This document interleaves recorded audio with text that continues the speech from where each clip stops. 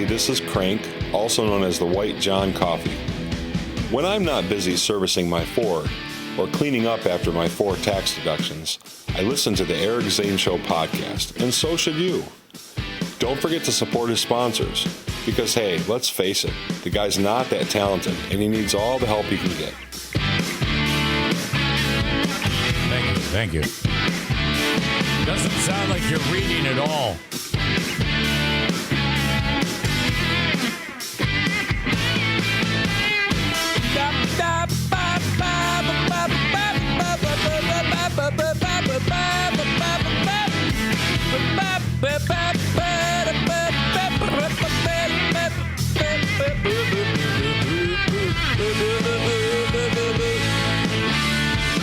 Welcome in to the Eric Zane Show podcast. Unbelievable. Here we go. I don't know what's unbelievable. I don't know. I think every day is unbelievable, frankly. Wow. The 19th of January, 2022. Plenty of things to talk about, plenty of things to get to. And we're going to unpack them. That's like on my laundry list of things that people say these days because other people say them. Yeah, we're going to unpack this. I do it too from time to time, but I don't know. Sometimes I cringe. I'm going to unpack this. We're going to take a deep dive. Well, this is a daily show where I discuss news, nonsense, and my personal adventures. Never at a shortage of personal adventures. There's always something going on in the personal adventure realm of the Eric Zane Show podcast. Thank you for being here. It is live. The show happens live each and every morning at 8 a.m. Monday through Friday, 8 a.m. Eastern Standard Time. From the Baldwin Ace Hardware Fear Bunker Studio. You can catch it on Twitch, twitch.tv/Eric Zane Live, ERICZANE Live, Eric Zane Live. If you're getting the podcast later on in the day, the audio version, thank you very much. You can download it wherever you download podcasts or at ericzaneshow.com. But if you would, while you're listening to that, if you could quickly bop on over to twitch.tv/Eric Zane Live and hit the follow button. Thank you for that. Thank you. As always, leave us a review. Leave us, like there's more than one person here. Leave me a review on Apple Podcasts. I would appreciate a review.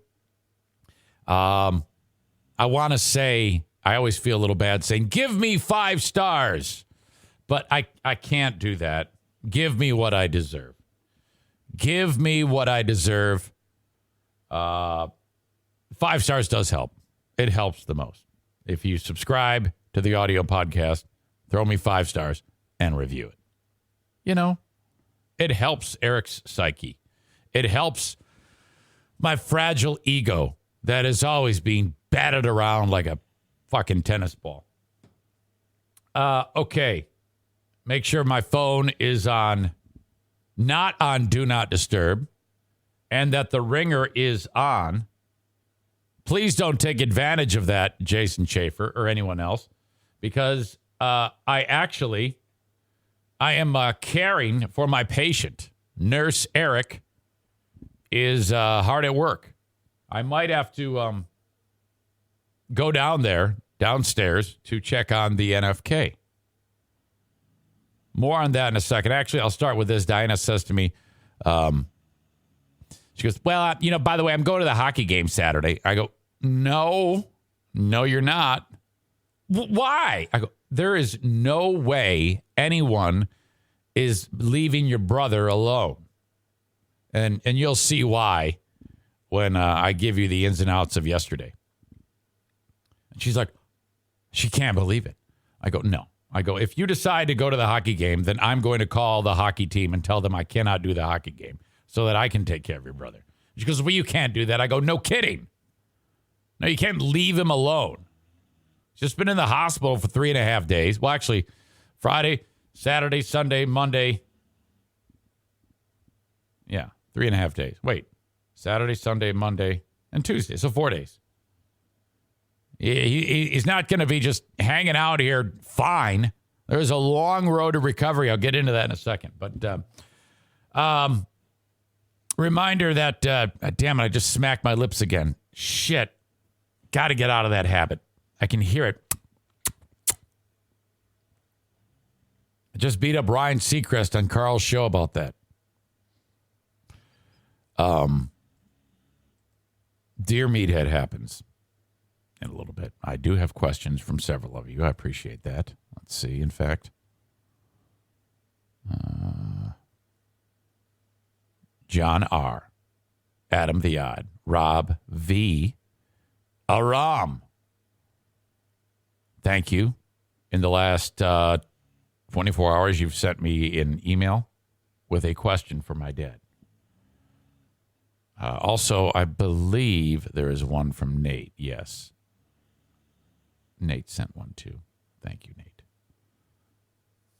But if you have one for Dad, the more the merrier. I can always stockpile them for next week. So send them along. Eric at ericzaneshow.com. Okay.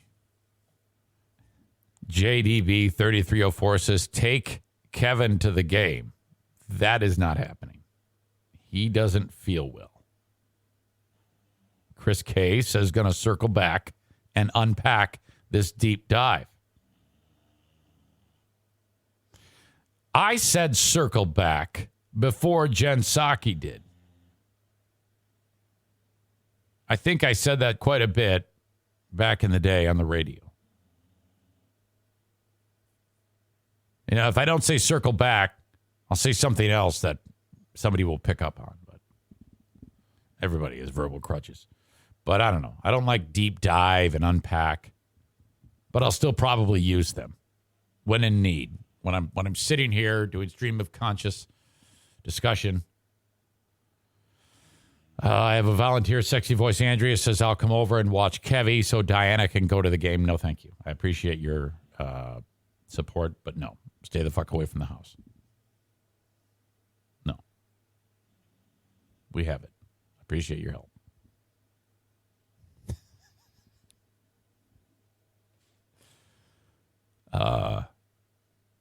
Yesterday, the podcast, it seems like an eternity ago.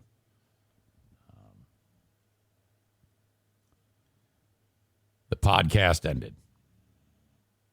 And I got all my things done. I got the Patreon done. I posted it, and I tried to get this done as quickly as possible so that I could get out of the house and pick up the replacement chair. The one lift chair that I got yesterday, I told you about because of COVID. No, when I picked it up from COVID Carl, it didn't fucking work. It suddenly decided to stop working, so I had to take the one back. Thank God my neighbor Chris is home again. I'll put it back in the truck. Again, I cannot say enough. I don't think I'll ever not have a truck. Pickup truck fucking rules.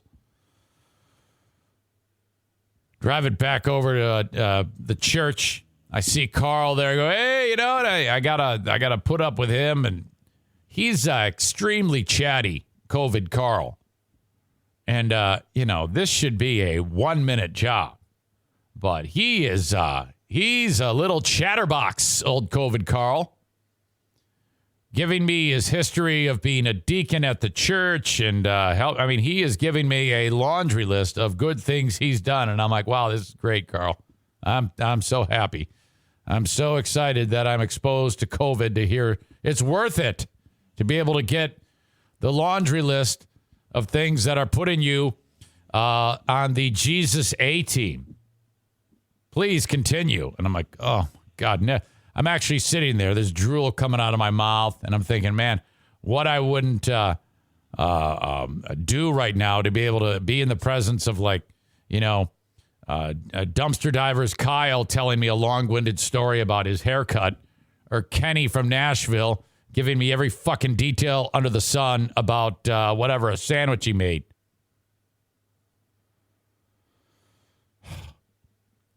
So I'm like, yeah, oh wow, yeah, because that's my thing. I just cannot get up the nerve to say, fuck, man, to even look in any way annoyed. So I'm sitting there going, oh, my God, yeah, that's so cool. That is awesome. And I'm just, biding my time. And finally put the chair in the back. Thank you, Carl. I appreciate it. We'll bring it back after I clean it, after I clean the feces and the Hot Pockets remnants off of it when we're done using it. Bring it back home. Thank God Chris is there again. We load the damn thing up. Or put it in the house. Test it. Going great. Thank you, Brian. I appreciate that, buddy. Zildjian says you were gifted a free chair that would have been $500 otherwise. No, more like $1,000, maybe more.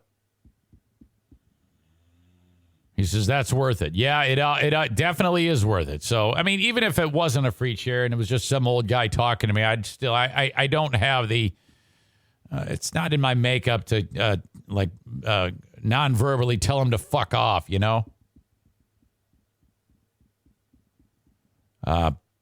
And it isn't for free. You got to bring it back. It's just the use of it.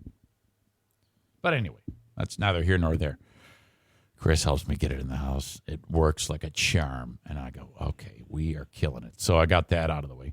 And then, okay, now we're getting about to now the Queen of the Forest, the boss of this whole operation. She said, you have to call the nurse and ask her when when Kevin's going to be discharged. I go, no problem. You got it, boss. And I go, I'm going to do this. I'm going to go and work out. I need to get a workout in. So I'm driving to the YMCA. I call the nurse. She says, well, he's ready. You can come anytime. This is Nurse Dana. I go, okay, Nurse Dana. Tell you what, it's about 2:45 right now. I'll be there at 5 p.m. How's that sound? She goes, that sounds perfect. I go there, get a workout in, and then Diana says, I don't want you taking your truck. It's too high for Kevin to get into the vehicle. The thing's kind of higher up, my dad's truck. I'm like, oh, fuck. I'm already like halfway there to the hospital. I go, no problem. No problem. And what I want to do is say, what? Fuck it. Come on. It'll be fine. I'll shove him in there. Don't worry. Drive all the way back home. Get her vehicle. Go to the hospital. Now, he's a complainer. And I need to warn you, there is going to be a time here where I'm going to have to get up and go check on him. That is in our playbook for the foreseeable future. Okay? I learned that cervical fusion surgery is one of the most painful things that can happen to a human being. And so I go in there into the hospital room and I see him and he's got the this big neck brace on, he's immobilized. And I go, hey, buddy. And he goes, hey, my arm hurts. I go, your arm hurts? Yeah, I don't know what the fuck it is, man. Shit, fuck, man, my arm hurts. By the way, Corey, I don't know if you're married or you're single. I'm going to guess you're single. It's her brother. She should do more stuff. That's making me cringe on your behalf. My wife's not even hearing it. Sounds like you do everything. Well, that's not true. My wife went to the hospital to visit him all throughout the time he was there. And I agreed to this because she tends to get like really flustered when instructions are being given. So it's up to me to hear what the nurse has to say because Kevin's not going to retain it because his brain is pudding. So no, we're a team. Shut the fuck up, fucking Corey. What the fuck is wrong with you? I am doing this, but I don't do everything, you dickhead. You gotta be single. And besides, even if she did make me do everything, I would gladly do it. Remember, boss, Queen of the Forest, Crank, thank you very much. Pooh Bear points. I am still in the process of getting those Pooh Bear points back. Now, let me just jump ahead. I have them all back. Yesterday, was a big day for Pooh Bear points. I may be able to get anal finally after this. Corey, you fucking moron. He says, but it should at least be even. This seems completely one-sided. Dickhead. I'm doing all of this. First of all, only one person can go pick up at the hospital, and I'm best suited for it. Trust me. I know the relationship. I know how our family operates. Like you have any input into this fucking household, you dipshit. Fuck you.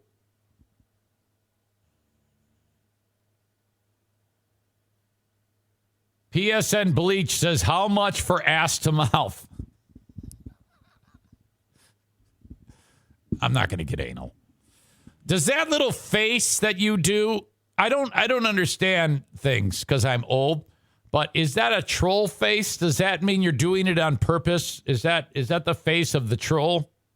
Is that what that means? Because I see it all the time. People do that to me.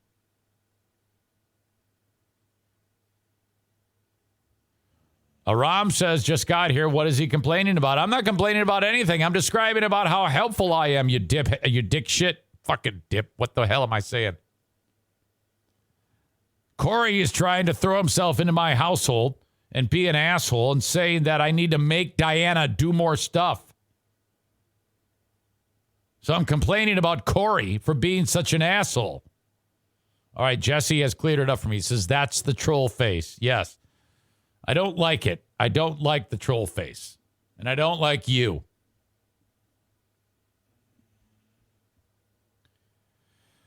God. So Kevin, he's doing okay. And I guess avoiding the minutia of the story. The nurse comes in. She explains to me all of the ins and outs about medication. Now, there's 2 points in this that I'm like, oh boy. They say no tobacco. And then I kind of look at him side eye and I look at her and she's like, I go, is that going to cause an interaction with the medicine? And she goes, no. I go, okay. See, that's a question that only a very, very smart, cognizant, aware of his surroundings, brilliant man would ask.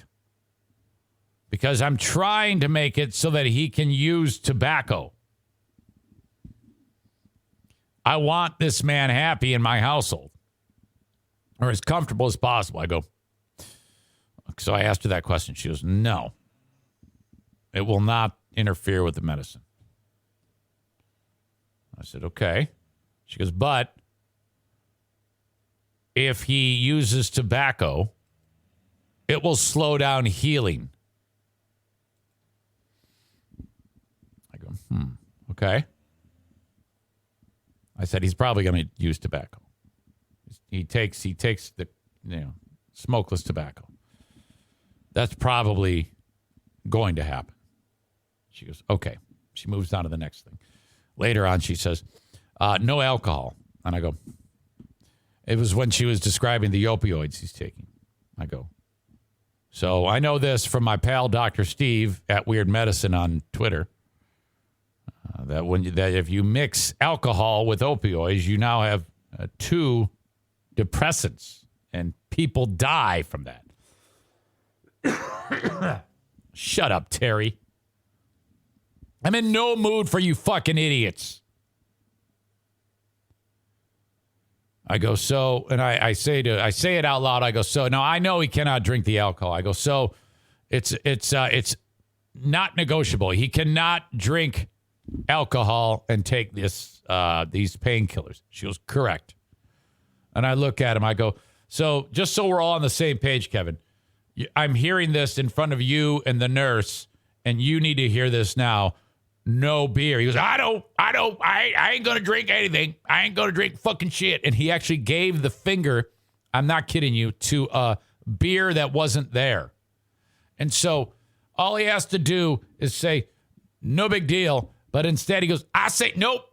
no way, I'm not going to drink it. And he gave, like if there was a person in a Hamm's beer container costume in the room with us, he's giving the finger to the Hamm's beer or the Busch beer can. He gave a finger to a hypothetical, imaginary beer right then. And so, I've seen this a million times, but I'd never seen him betray his beer in such a way by giving the finger to a beer that's not there. So now we've talked many times.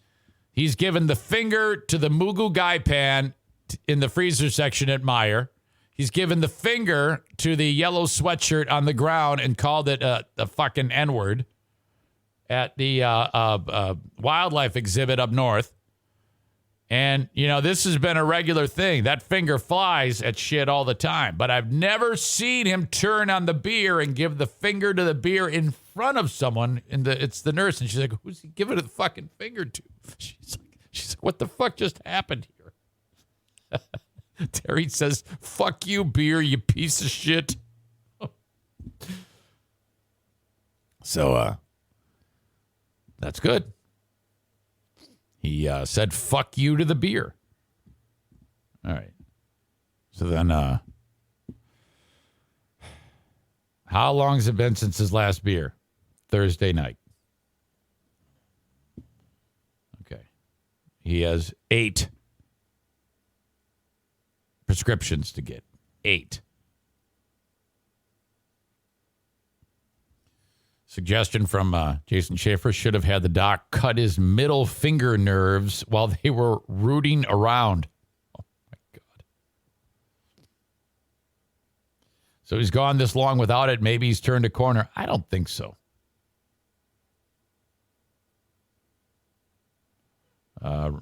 Linda says, damn HIPAA. If Nurse Dana was in fact my niece, I'd love for you to interview her about this.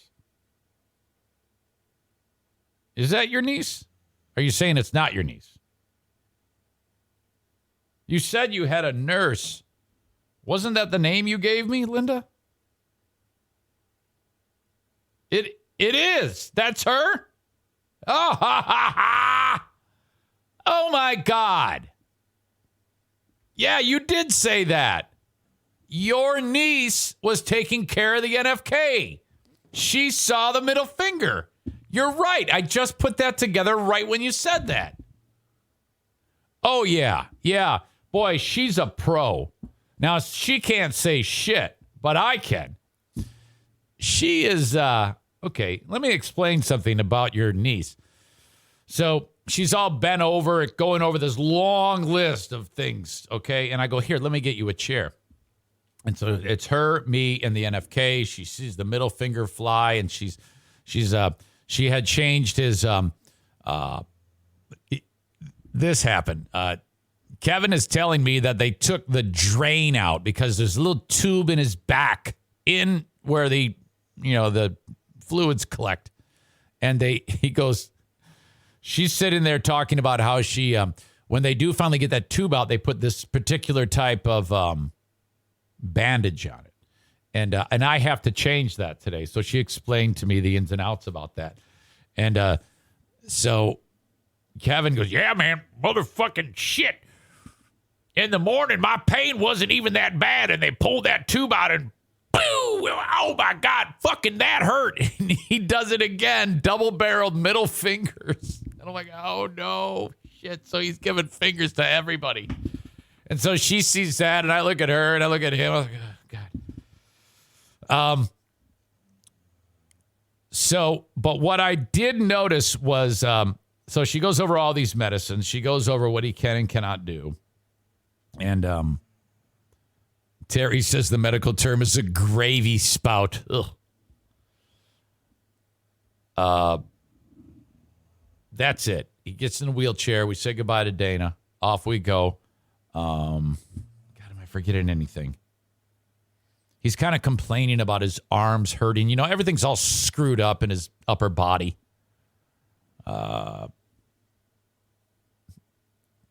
Linda says maybe the NFK could sign a release to allow Dana to talk about it. Nah, I'm just going to leave it alone. I don't want to make her feel bad. I got it covered. So I have to stop. Now, he hasn't gotten any pain medicine for like many hours, more than he's supposed to. He's supposed to be taking pain medicine every 4 hours, but it's kind of blown past that. So we go to Walgreens. They give me all this medicine. Go home. And now, basically, he can move pretty damn well. He uses a cane for now. And he can get around, and they encourage him to move,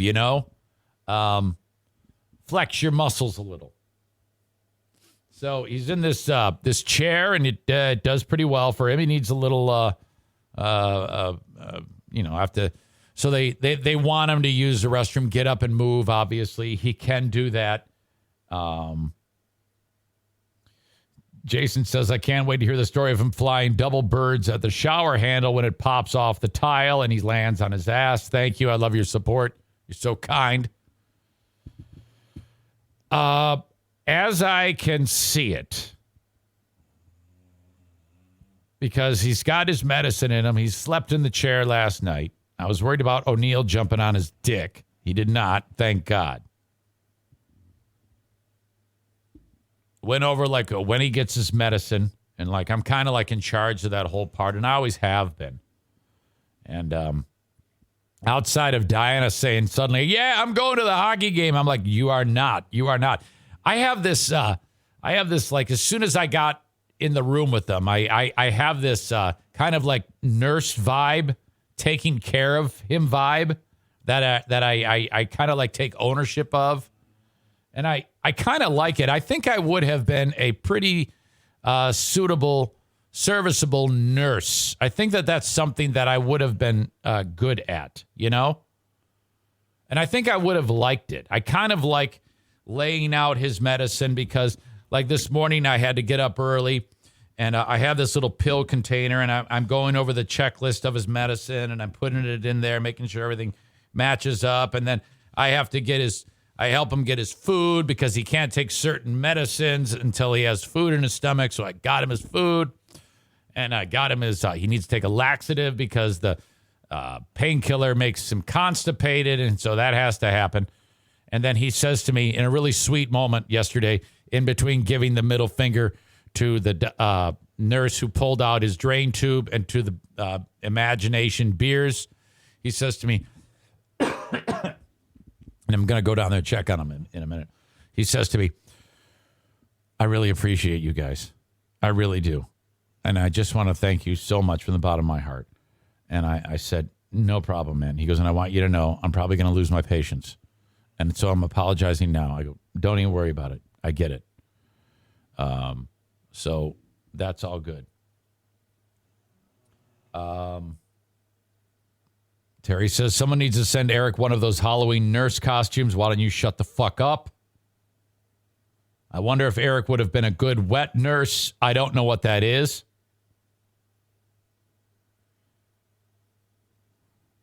Showering is today.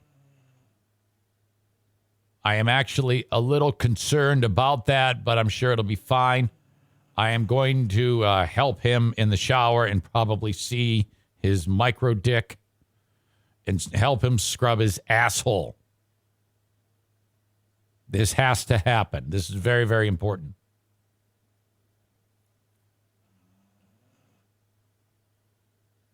Dennis writes 2 words you thought you'd never hear in the same sentence. The name NFK and laxative. He's going to be so shocked if he takes a solid stool.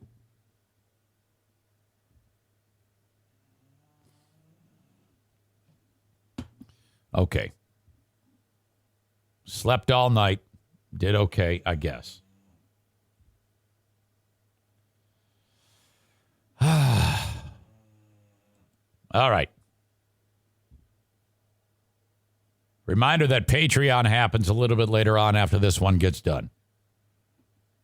If you want more podcasting, and I give you a lot of it on Patreon, check it out. I just did a terrific bonus episode yesterday, the Patreon bonus. Each and every day of the week, Monday through Friday, the work week, I have a Patreon bonus episode. More podcasting each and every day. It's kind of like an extension of this. And a little bit more personable, too. No ads. It's powered by you, the audience. Try me out for $5 a month for all the audio. Try me out for $10 a month for all the audio, all the video, and the live streams. If you like that month, and you can cancel anytime, it's not like a bait and switch.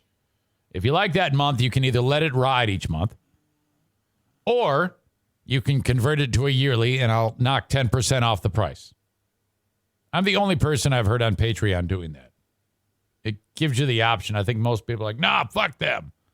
I mean, if you're going to give me a year's worth of Patreon fees, I mean, that's, kind of like a reward for the long-term commitment. That's what that is. So what was $120 for Tier 2 is $108. What was $60 for Tier 1, all the audio is $54. The open and live stream of this show brought to you by A&E Heating and Cooling. 616-516-8579. This is a business that for audience members who are local. Not all of my sponsors are local, but a good portion of them are. A good amount of them are. Fair amount. 616-516-8579. I recommend a furnace tune-up so that whatever you're burning burns efficiently and heats your home and does it in an efficient manner so that you're not paying as much as you have in the past for the fuel. A&E Heating and Cooling can make that happen. I love the idea of they can predict how long till your furnace takes a shit, and they can. They've got a crystal ball of HVAC goodness. 616-516-8579. You can also utilize them for an after-hours service call. You will be bent over the pinata by Joe Martinez when that happens. Unavoidable. It's going to cost, I forget the amount to actually get him out of bed. But, I mean, my God. That's how, he's going to get your heat on. Let's put it that way. Excuse me. Dumpster divers. If you need a dumpster, call or text Dumpster Divers locally at 616-375-9962. That's 616-375-9962. They will deliver the dumpster to your residence. It will not be as expensive as that long, low-walled shithead dumpster that Dumpsters Are Us or whoever, hypothetical name, is going to deliver to you. They price them lower with a weight limit at a lower level because you're not possibly going to hit the high number that AAA dumpster services are going to charge you. They're screwing you, for God's sake. Call Dumpster Divers, 616-375-9962. They also do junk removal and demolition work. So if you're a contractor getting ready to renovate a house or something like that, and you don't want that shit work, call these guys. They'll do it for you. Just tell them what to do. They'll do it. Rip out the drywall. 616-375-9962. Okay, hold that thought. I'll let you guys talk amongst yourselves. Talk shit about me. I need to go check on the NFK. Hello. I only ate one of the potato cakes. The hospital food for our boy, the NFK. Just didn't cut it for the guy. So this morning it was back to Nature Valley granola bar. Not the worst. And then he said, "Can you heat me up a couple of them potato cakes?" These are like they're made by Hot Pockets. It's like Hot Pockets teamed up with like Ore-Ida to make a Hot Pocket that's like a hash brown. Okay? It's really incredible. And then you take the frozen thing, you put it in that little cardboard deal that I guess is amazing. Whatever. You throw it in there, and then it's like perfect. Now, it's some of the worst things you could possibly consume. The amount of salt in those is ridiculous. And then I prepare a couple of them, and because he wanted two. And I go, is there anything you want me to do to these? He goes, a little salt, a little pepper. I'm like, salt and pepper. Now, he's a absolute marvel to me because his sodium level in his blood is low.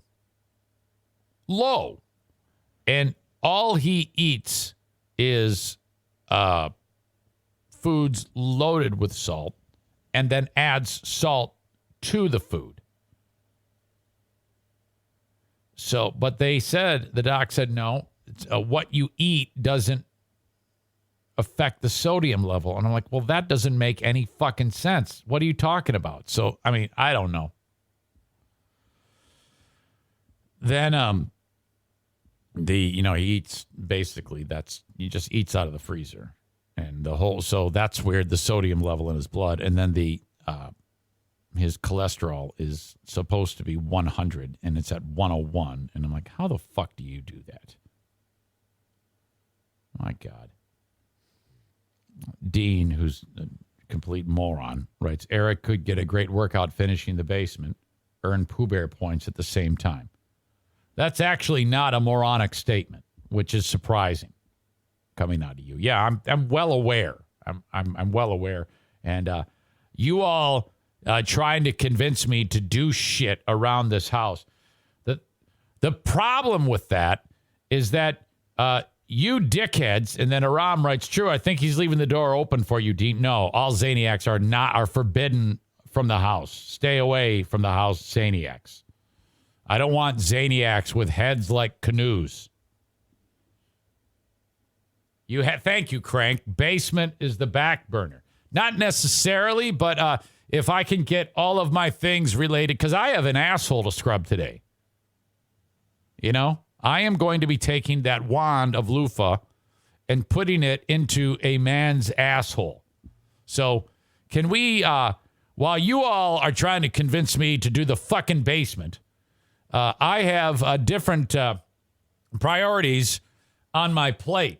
And on my plate today is the NFK's dirty asshole. So thanks a lot for going down that road. But that's what I'm going to worry about right now. A clean asshole. I am going to see things today that are going to traumatize me. Okay? And it's probably going to haunt my sleep. And you all are going to sit there and laugh at me and make fun of me and make stupid comments. When is the wedding shower deadline for the basement? That came and went. She gave me a new deadline of April. Which, okay, all right, I can live with that. I don't know what is going on here with this fucking audience on Twitch, because the folks on Twitch are the most passionate and supportive of people in terms of consuming the show. They're getting it as it happens. They could get it anytime they want on the replay or on the audio podcast, but they like the show and like giving me so much shit that they do it now. So basically what I'm dealing with is an army of people trying to piss me off. Kent suggesting I cup his balls. Zildjian writes, haunt your sleep like a hamster. So that's what a fucking bunch this is. Sexy Voice Andrea is suggesting I use my hand instead of a loofah. What a bunch of idiots. Crank says, not me. I learned my lesson. Got to be a good boy. All right, enough. I'm going to leave you fucking idiots alone. Go away. 5G drama okay, I'm a little confused. Yesterday at this time, we talked about the major carrier, all the carriers went to Pete Buttigieg and said, hey, when you get done having anal sex, would you please check into this so that the planes don't crash? AT&T and Verizon's 5G had been asked to shut it all down within 2 miles of an airport.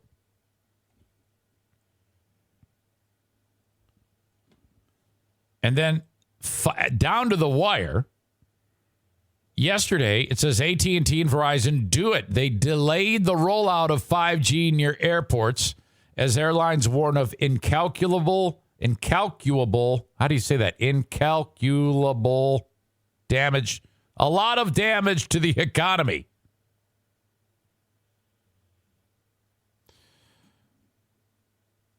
Verizon said, as the nation's leading wireless provider, I like how they get that in, we have voluntarily decided to limit our 5G network around airports. The Federal Aviation Administration and our nation's airlines have not been able to fully resolve navigating 5G around airports, so they're blaming those guys, despite it being safe and fully operational in more than 40 countries. So that's we agree, but it's their fault that it's happening. That's what they just said there. AT&T had the same fuck you message. At our sole discretion, we have voluntarily agreed to temporarily defer turning on a limited number of towers around certain airport runways as we continue to work with the aviation industry and the FAA to provide further information about our 5G deployment, since they have not utilized the 2 years they've had to responsibly plan for this deployment. Oh, fuck. An AT&T spokesperson said in a statement to USA Today, we are launching our advanced 5G services everywhere else as planned, with the temporary exception of this limited number of towers.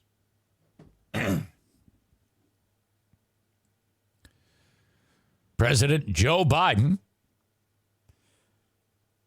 thanked the wireless carriers. I imagine him saying, thank you. Thank you, wireless carriers. And then he thinks his mic's off and says, what's a wireless carrier?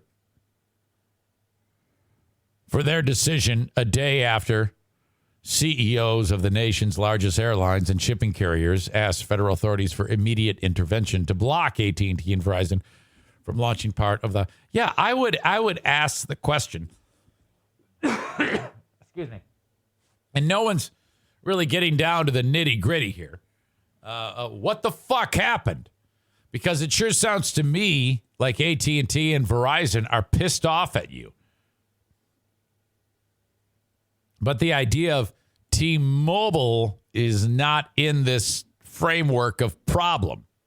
So can we just maybe get us some more information so we can figure out who the NFK can give the middle finger to here? Whose fault is this? Sure seems like the telecommunications companies, AT&T and Verizon, think it's the fault of the airline industry and the FAA. Despite that,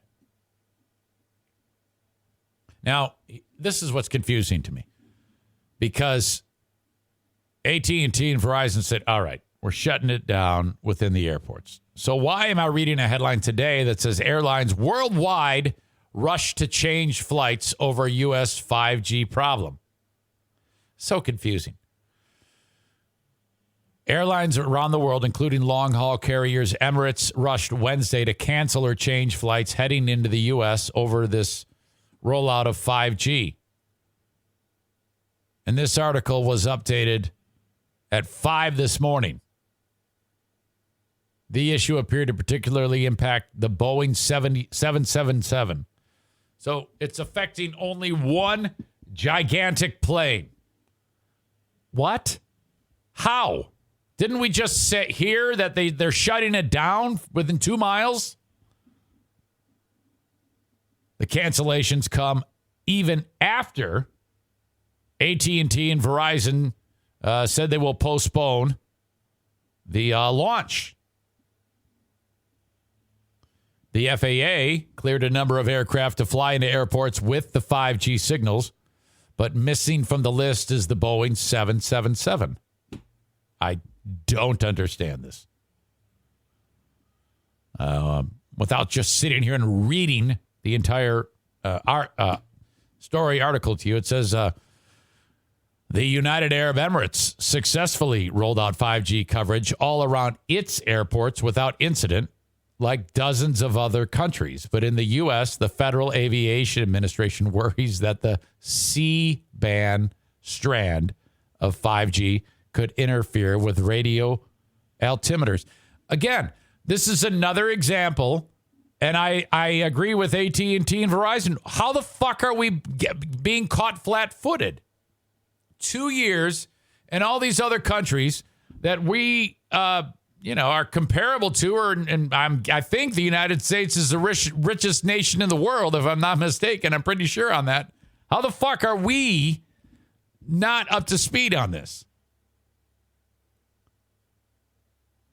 FAA will allow planes with accurate, reliable altimeters to operate around high-power 5G, but planes with older altimeters will not be allowed to make landings under low visibility conditions. I guess that explains it. So are those 777s, do they have older altimeters? Is that what I'm reading into this? All right. Japan Airlines Limited similarly said that it had been informed that 5G signals may interfere with the radio altimeter installed in the Boeing 777. So now they've narrowed it down to the one plane. If they go to a Boeing 787, that's like good to go. Boeing did not respond to a request for comment. This is so fucked. All right. So there you go. Some flights, not all flights. None are crashing. Oh, my God. We shall see. I want you to check out the Just Chirpin podcast, JustChirpin. JustChirpin.com. It's a hockey podcast. 4 dudes sit there and they chirp. They bust each other's balls, and I want you to check them out. JustChirpin.com. I didn't talk about this crazy-ass fucking professor on the free podcast. I talked about it with Ben on the Ben and Eric Patreon podcast. But he's back in the news, so it gives me an opportunity to get back into it.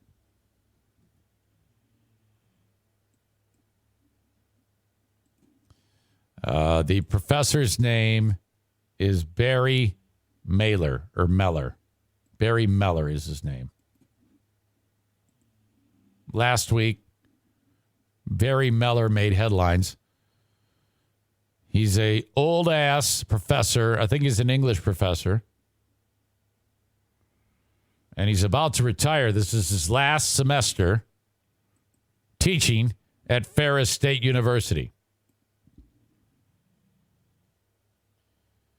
He has a video he makes for the students when the course is starting. Now, this guy's got a mixed bag on ratemyprofessor.com or whatever the hell it is. People love him and they hate him. Apparently, he gets in the classroom and he swears like an idiot all the time. You see, he's wearing a space helmet, what looks like some type of space helmet. That factors heavily into this. He is deathly afraid of COVID. He does not want students going to his class. He wants them to do the class remotely. He doesn't like that he has to go to the class to engage these students. And he's starting this whole little piece out talking about this fucking mask he has, which fits over his head like Matt Damon in The Martian.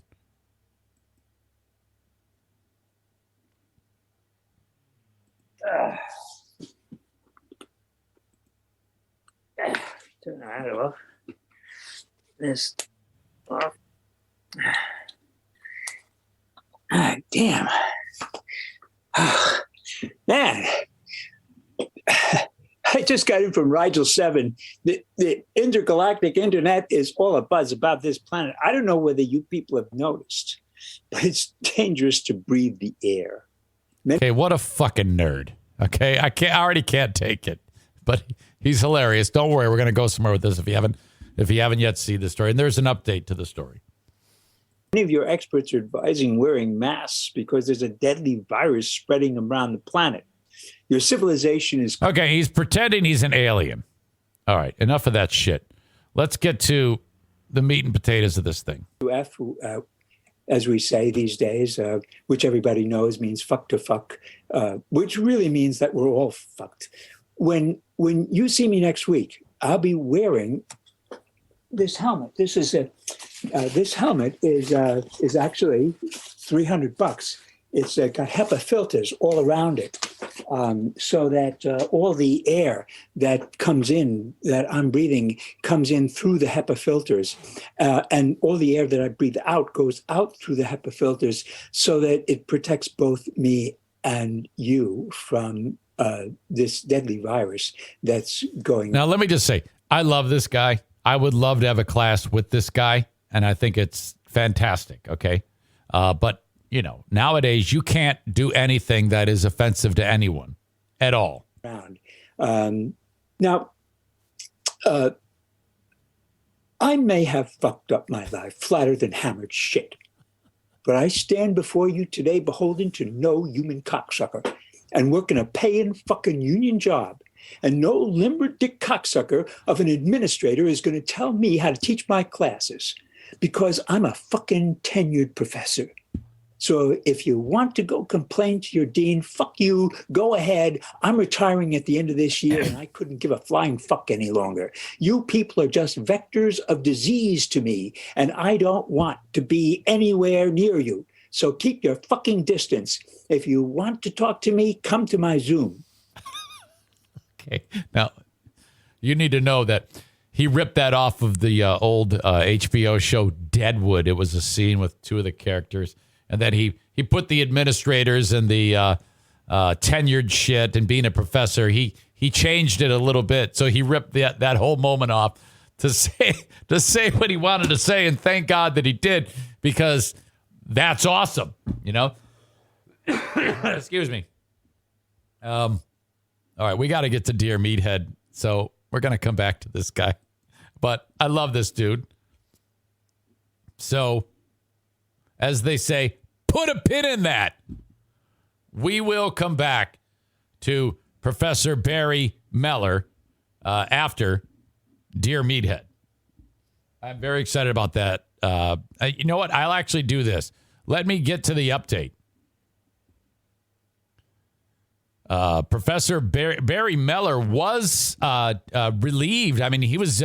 They suspended him.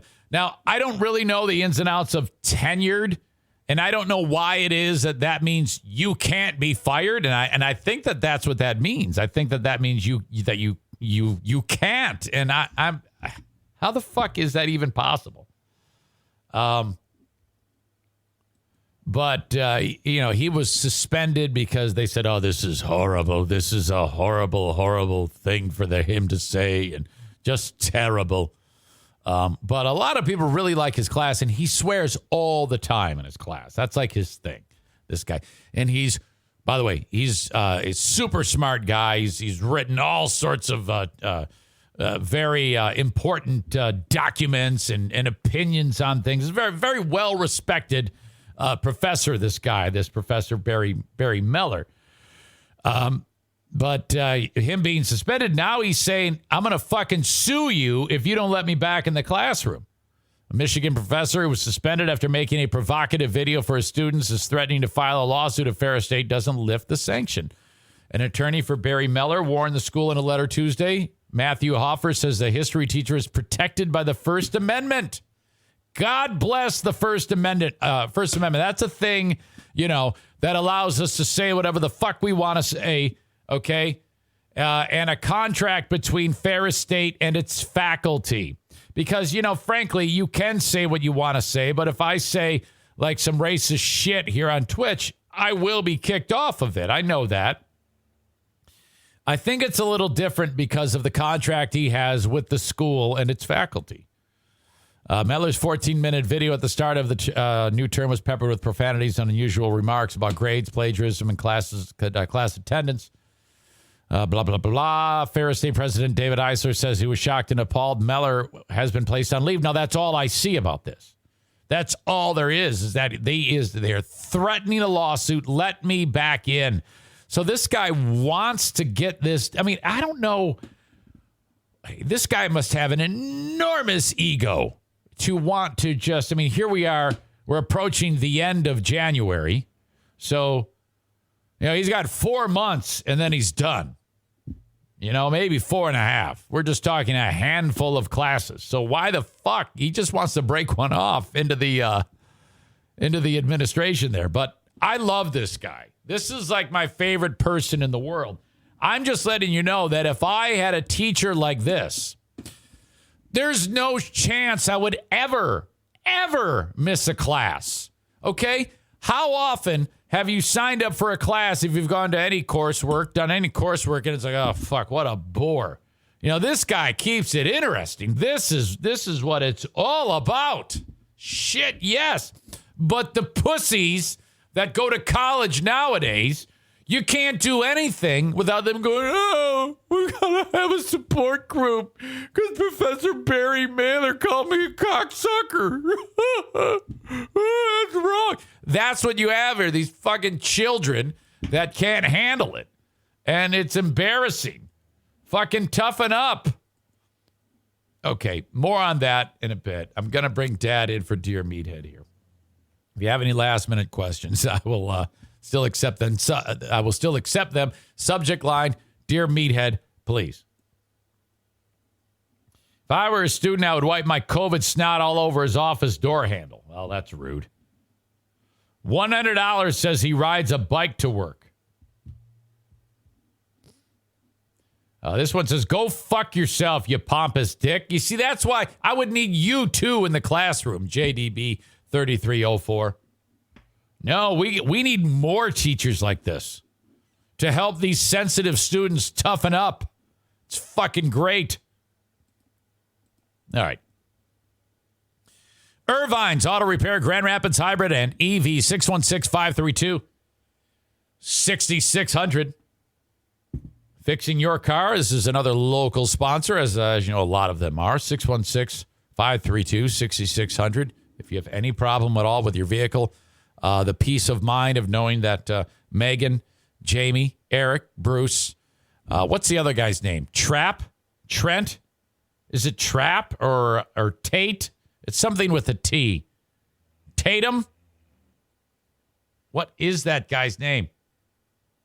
Anyway, Irvine's Auto Repair, Grand Rapids Hybrid, 616-532-6600, servicing Asian vehicles, domestic, European, everything but the Volkswagens. Hybrids, EVs, 616-532-6600. God, I sound like I'm drunk. Irvine's Auto Repair, Grand Rapids Hybrid and EV, 231-332-6505. If you need a mortgage, please consider the Mario Flores Lakeshore team of Van Dyke Mortgage. Okay? No matter where you are in the listening audience, with the exception of South Carolina, Maine, Hawaii, and Alaska. I don't know if we have anybody listening in Hawaii. I'm pretty sure we don't. Maybe Alaska.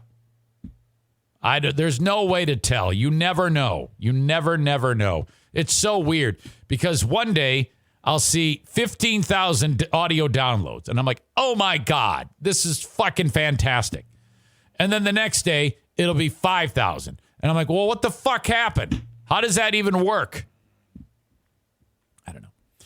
Thank you to Mario. Reach out to him if you need a mortgage. 231-332-6505. I need more of you to reach out to me about who's coming to paintball. RSVP for the January 30, Sunday, January 30th event, 5 p.m. at TC Paintball. And if you want to book an event at TC Paintball, check them out online, tcpaintballgr.com. Letter T, letter C, paintballgr.com. Book a party at TC Paintball. Okay. Checking, making sure I've got no, I had to break it down with the NFK yesterday.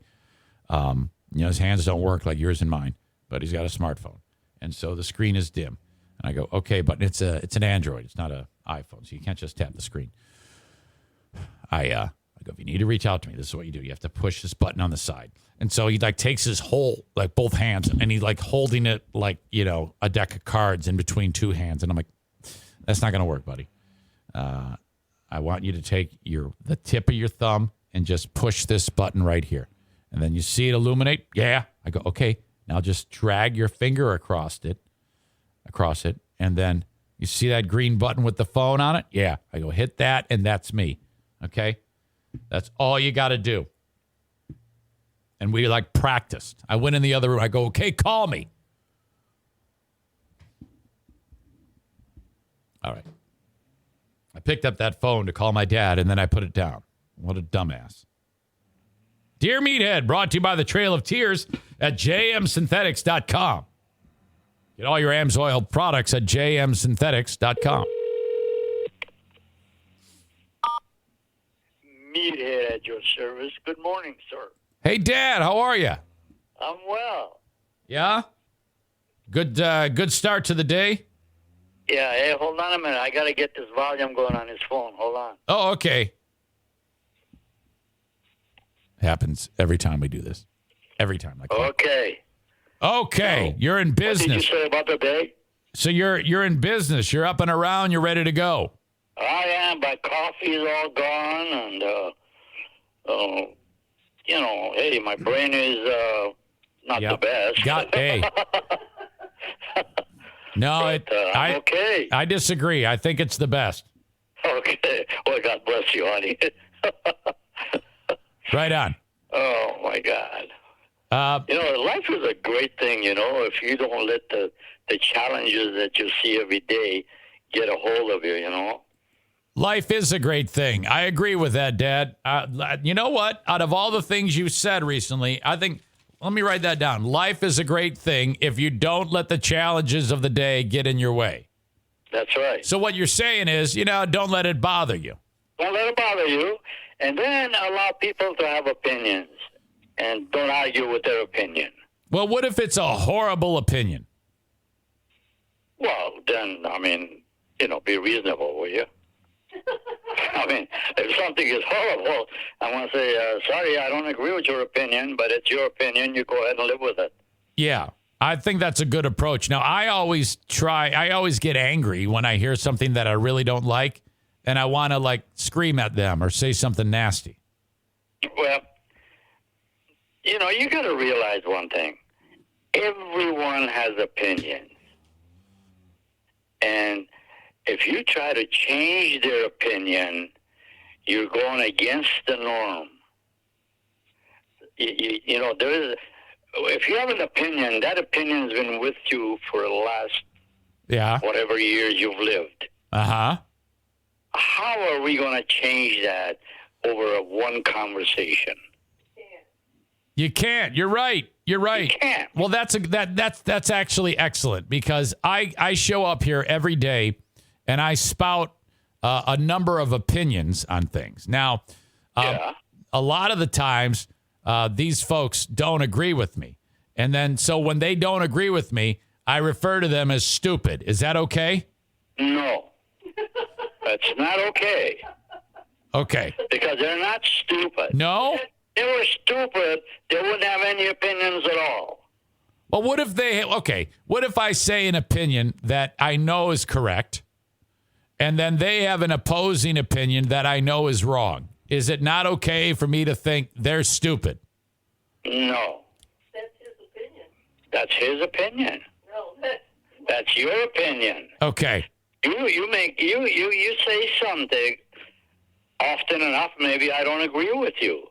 If I don't agree with you, I can say, well, that's okay, but that's your opinion. Oh, okay. I don't say, I don't agree with you. Oh, I got you. Okay. Well, Dad, I've got a number of people who may or may not agree with us who have written in and would love to hear from you and Joanne. Is that okay? Why, sure. Okay. That's the whole object of what we're doing on a daily basis, on a weekly basis, I should say. Well, yeah, that's like that. That's like the reason why they show up here. They don't even care about me. They just want to hear from you and Joanne. Oh no, I disagree with you. They care about you. Okay. Well, that's your opinion. Yes. There you go. You got that. Hey, oh, that's great. All right. Nick writes this. Nick? Nick V writes, hey, Meathead, back when you drank, did you ever have a special hangover cure? He says, I had a bit too much scotch last night and I don't feel well. What do you think? Well, I don't know. I really, right at this moment that I'm sitting here talking about drinking and how I felt, I don't have any clue how I felt. I think I remember. I was pretty much loaded, and everything is copacetic. Wasn't there a moment when, like, if we would wake up and, like, you and I used to drink together? Well, we would all drink together way back. And then if we woke up feeling terrible, we would drink more. Well, yeah, in a couple, 3 hours later, I'm all ready to go. Oh, yeah. Yeah. So it was like a little hair of the dog. You know, you wake up. Yeah, I've had some hangovers, but Yeah. often enough, it's been so many years since I've had a drink that I don't really recollect how I Yeah. felt. I used to just throw up when you. No, I don't think I ever threw up. I would always feel better after I threw up for some reason. No. Okay. I don't think I ever threw up. No? No. That's a miracle because there was a couple times when I saw you. I don't think I've ever seen someone so hammered in all my life. Yeah, but I wasn't throwing up.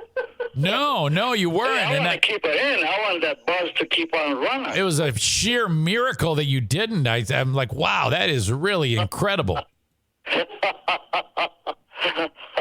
Hey, I recall one time that we used to go, when we were up north, we used to go for night hiking. You remember that? Yeah, we'd get the flashlights and play like flashlight tag or whatever it was. Yeah, well, you guys got ahead of me on that walk. I remember that very clearly. Yeah.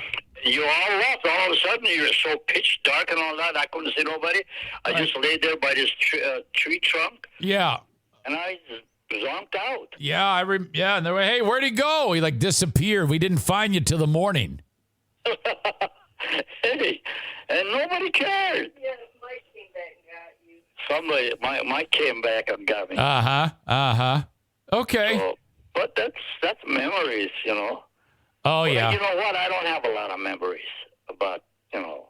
Oh, yes. all Oh, the come on. activities. As soon as we start talking about it, it always comes back to everyone, you know? You know? Well, yeah, it's a miracle that you remember. Well, yeah, we had some great times. And I remember You got you great were brain always around you were yourself. you were always in charge of fixing the motorcycles. Yeah. Oh, God. So we would go and tear up, you know, the trails, and then this thing's running rough, and we'd make you like you'd have like 50 beers in you, and we'd make you rebuild the carburetor on the thing. So Hey, it was the day, you know. yeah. And then you take the carburetor apart, and then you put it back together, and like half the part, you go, okay, it's done. And the half the parts are still there, and you just throw them in the garbage. The thing still runs somehow. As long as it ran, it was okay. That's you know. incredible. Might be running a little rich. All right.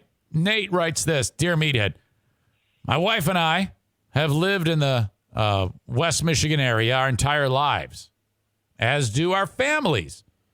But we're looking to start a new adventure somewhere else.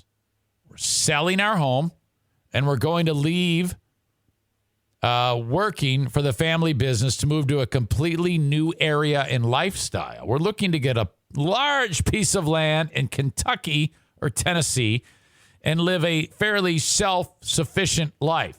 Like he's going to have his own farm and have his own livestock and things like that. He says, though this is not like moving from Iran to the United States, I feel like moving to a whole new world compared to what we've known our whole life. What advice do you have about making a big change like this? Signed, Nate. Actually, what you're doing is very exciting. It sounds like what he's doing is a very exciting thing. I agree. I agree. So he's making... Take a task like that, completely move your family from one area that you're accustomed to, all of the customs of it, to another area which is totally foreign and brand new. Yeah. It's a task. It's a difficult task up to a point, but then again, if your heart is in it, you can do well. Yeah, it sounds like he just has to be patient and it'll all work itself out. You take one thing at a time. You take the most important thing that you have to do, where you're going to go to, and start to build around that. And don't be in a hurry to get it going overnight. It takes you a long time to get accustomed to that style of life. All right. But you know what? It's the most exciting thing you can do to yourself. It sounds like it. I mean, can you imagine just kind of like raising your own food and, Absolutely. You end up living like kind of like a, like you're the sole survivor. You're like a loner. This is how people become crazy. Well, not really. Not really. If your heart is in it, that you're going to make a good thing, good goal of it, it's going to work out fine. What if he becomes like the... You can't do it all alone by yourself. You've got to accept help, hopefully from family members. Well, if not, it's just... Is this a married person? Yeah, he's married, him and his wife. I mean, what if he becomes like the Unabomber? Well, we're going too far on that. No, okay, all right. It's not going to be a Unabomber. Yeah, I'm always. It's a task. It's a task to take your life from one style to another style. But in a little while, that style becomes so natural with you that you would just love the fact that you're doing and accomplishing it. Okay, good. Now, people that are doing things, they don't put value on the thing that they're doing sometimes. If that thing that you're doing is an important thing to you, do your best and work with, and don't get uptight about things. Okay. Gotcha. All right, that's all good information. I'm sure he will respond to that favorably. I like it. Aram writes, Meathead, Eric has talked about back in the day you wearing a gold medallion. Yeah, well, okay. He says, what did it look like, and do you still have it? No, I have. And in fact, Never wore one. I never wore a gold one. It was a silver one. And it was just a little piece of a tiny little thing. Yeah. And I don't have it. I don't know where it's at. Okay. But that was a thing, Yeah. I mean, everyone has a thing. Uh-huh. Or maybe several things. You do it, and then eventually you either pitch it or get rid of it. Yeah, that was the way we dressed back then. I mean, next time he comes, I'll show it. you hear that? oh yeah, I want to see the medallion. Yes. She's got the picture of that. Die, because it's no medallion. It's not a medallion. Oh, okay. I don't remember what it looked like, but she does. She's got a mind of an ostrich. Maybe when I was little, it just looked like a medallion to me. I don't know. She's got a. Wait a minute. Did you say she has a mind like an ostrich? Yeah. I buried my head. An ostrich remembers things. Ostrich will come back 6 years later and bite your butt. Is it really? If you damage him Wow. 10 years ago and he saw you 10 years later, he'll get you. Oh, Rob, I'm not like that. No, but I'm just saying she remembers. So let me Great memory. I wish I had that memory. I wrote this down, Dad. It says, if you damage an ostrich 10 years ago, he'll come back and bite you. Yes. When he saw you, he'll get you. He remembered Ah, yeah. that he had problem with you and you messed him up. All right. Those things, those ones. Okay. Well, my sidekick over here says, how do you know? Well, I know. Obvious. I'm a great rememberer. Yes, you are a great rememberer, and you're very well read. You know what's going on. Yeah. Okay. John writes this. Hey, Ruben, is it wrong for me to pay my ex-wife's final child support payment in all pennies? So he's got one more child support payment, however much it is. He wants to go get all pennies and put them in a bucket and just give them to her. Well, I'll ask you a question, Ron. What does it do for you by giving them in pennies? Yeah, that's his children. That's your child or children. You supported them. Why do you begrudge it? Yeah. That's it. I couldn't have said that any better. I think he knows the answer. I think he'll do. I'm sure he does. I'm sure he'll do the right thing. He doesn't strike me as the type to do something like that. I don't know if I should say this on television or not, but I pay child support. Well, yeah, of course you did. I never begrudged it. Every week or month, I don't remember how I paid it. Every month I send it. That's my responsibility to take care of my children. That's what you, that's kind of the way it works, you know. Sure. Yeah. And begrudging it is nothing. The only reason, what the hell? If you were married, your kids are living with you, all of the expenses of that child or children are on you, right. So you're still continuing on by paying it. Correct. You know, I don't know why men grudge paying child support. Because they think it goes to the wife and it doesn't. Well, the wife takes the money and takes care of the kids. Yes. When you got divorced, because there's a difference between child support and alimony. Did you have to pay alimony as well? I pay child support. Just, whatever the law asked me to do, I did that. Yeah. And that was I figured that money is a child support. Yeah. Okay. All right. I mean, along with it, well, the wife has to be living too. You know how she does the money for her to take care of herself as well as the children. It's up to her.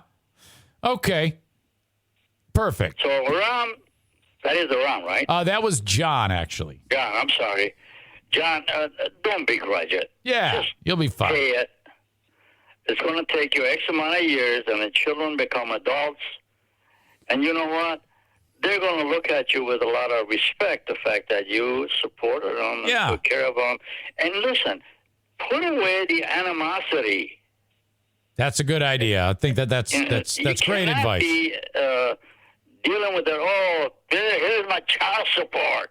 Well, what the hell? If the child lived with you in your house and you're raising him, right. How much are you spending to do that? Now, one thing I'm curious about, alimony is what you pay the wife. Yeah. And you didn't have to do that? No. Oh, wow. Okay. Well, we call it child support. Oh, okay. All right. I don't know what the law calls it. Yeah. But Well, there are two different things. Child support is for the children, and alimony. Like, let's say you're a doctor and your wife is just a stay-at-home mom, and she doesn't have a job. Well, when the doctor and the mom get divorced, the doctor has to pay child support for the children, and the wife then gets a payment monthly because she doesn't have a means to support herself. Okay. You know, because she I don't think that was our case. Okay. She did not work and didn't get a career because she was taking care of the family. Yeah. Okay. I don't remember what your mom did, but yeah, I think she worked. She had a job, didn't she? I think so. Yeah. Adam writes, Dear Meathead, good morning. Do you have Good morning. Right back to you, Adam. He says, do you have a favorite painter? Van Gogh, Rembrandt, Michelangelo, Picasso, Thank you for your insights into why and for any embellishments. Signed, Adam. Adam, I appreciate the compliment. Thank you so much. Yeah. Do you have a favorite painter, Dad? I really don't, because I'm not into painting, but I know their names, and they're pretty famous people. Picasso, for instance, is one of the big ones. I don't pay attention to those things. So, I don't either. Unfortunately, I can't give you any kind of insight. Yeah, I don't have a favorite painter. I'm just like, whatever. It all looks good to me. I know that they're famous people. Yeah, I'm with you. I mean, if a 5-year-old kid does scribble scrabble on a piece of paper, to me, that's good enough. I'll just put that on the wall, I do, yeah. I encourage them, hey, that's cool. That's good looking. Yeah. Do another one here, and then make it bigger. And then when they leave, you just throw it in the garbage, No, well, I don't want to be known. In fact, we got some stuff in here stuck in there. Yeah. Don't we, Joanne? Yeah, Mila drew a picture of it. Mila drew. Yeah. Just scribble. Yeah, I just want you to know. We got them stuck to the refrigerator. When you guys go to heaven, we're going to throw all that stuff away. I'm just letting you know.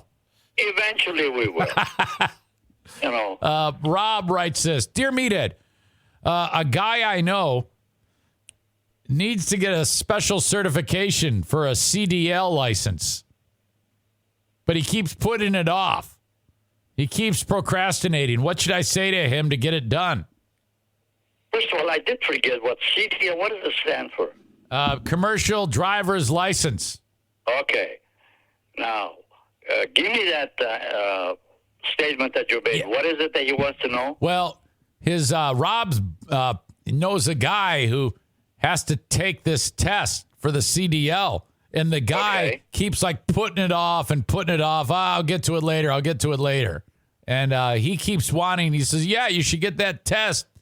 You know, it's going to help you." And the guy's like, "Yeah, whatever, I'll do it."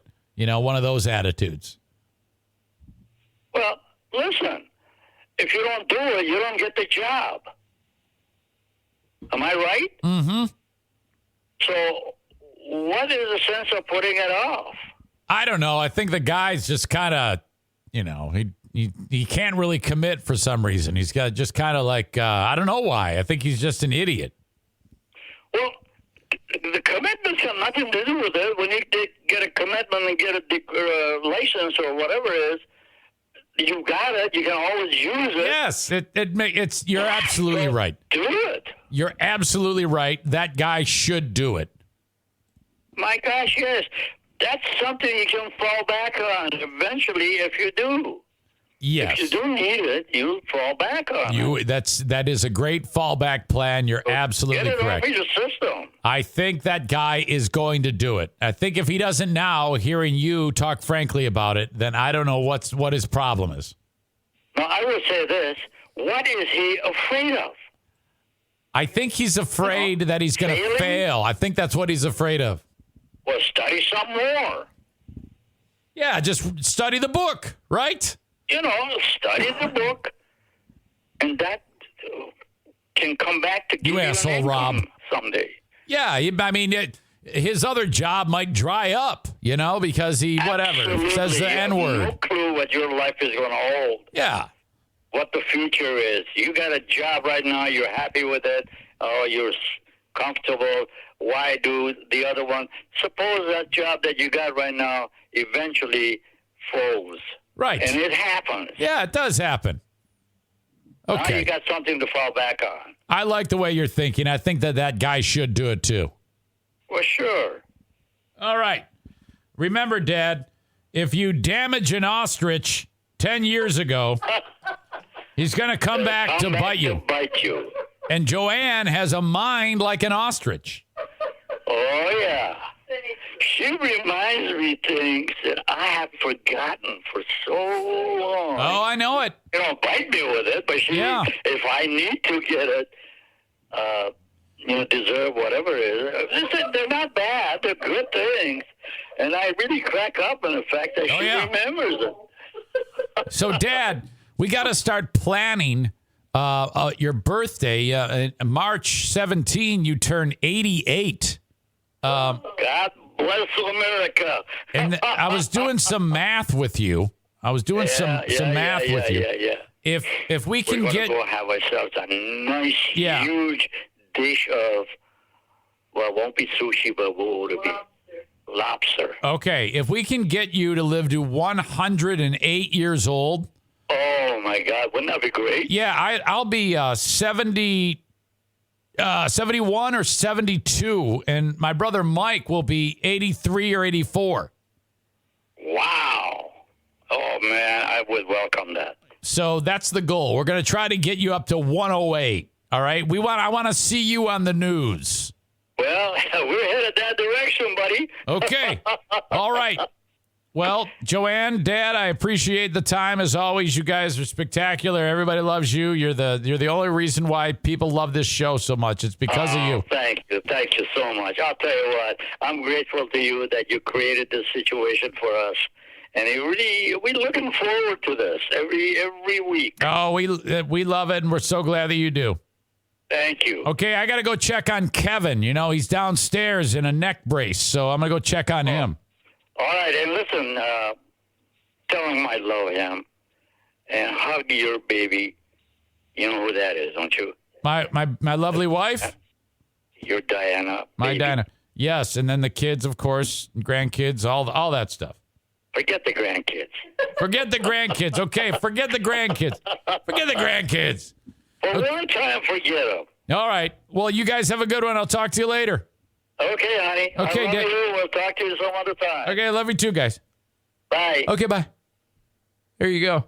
Dear Meathead. Brought to you by the Trail of Tears at JM Synthetics. Online at jmsynthetics.com. Absolutely awesome. All right. Got a little bit of time, not much. Then I got to go check on the NFK. Okay. And then I'll get back to this Ferris professor who's been making a big stink. I love this guy, though, so much. Bennett Flooring Installation in West Michigan. This is awesome. They've been a sponsor for quite some time. So you're putting it in a new floor. Go ahead and do all the grunt work. Rip up the old carpet, the old flooring, whatever it may be. Prepare the area as best you can. Pick out what you're going to buy. Buy it. Bring it to the job site, your home. Bennett Flooring Installation measures that room, and then they go back to their place. They do some calculations. They tell you how much it's going to cost to put down the flooring that you want installed. This is the most cost-effective way to put flooring in professionally. 616-318-0167 for Bennett Flooring Installation. Now, the flooring that I want you to buy, well, it's definitely in your interest to buy it from this place because you will not find flooring cheaper anywhere than Johnson Carpet One Floor and Home Discount Outlet behind Little Caesars in Granville, Michigan, along Chicago Drive. And again, this is another sponsor for right here in beautiful West Michigan.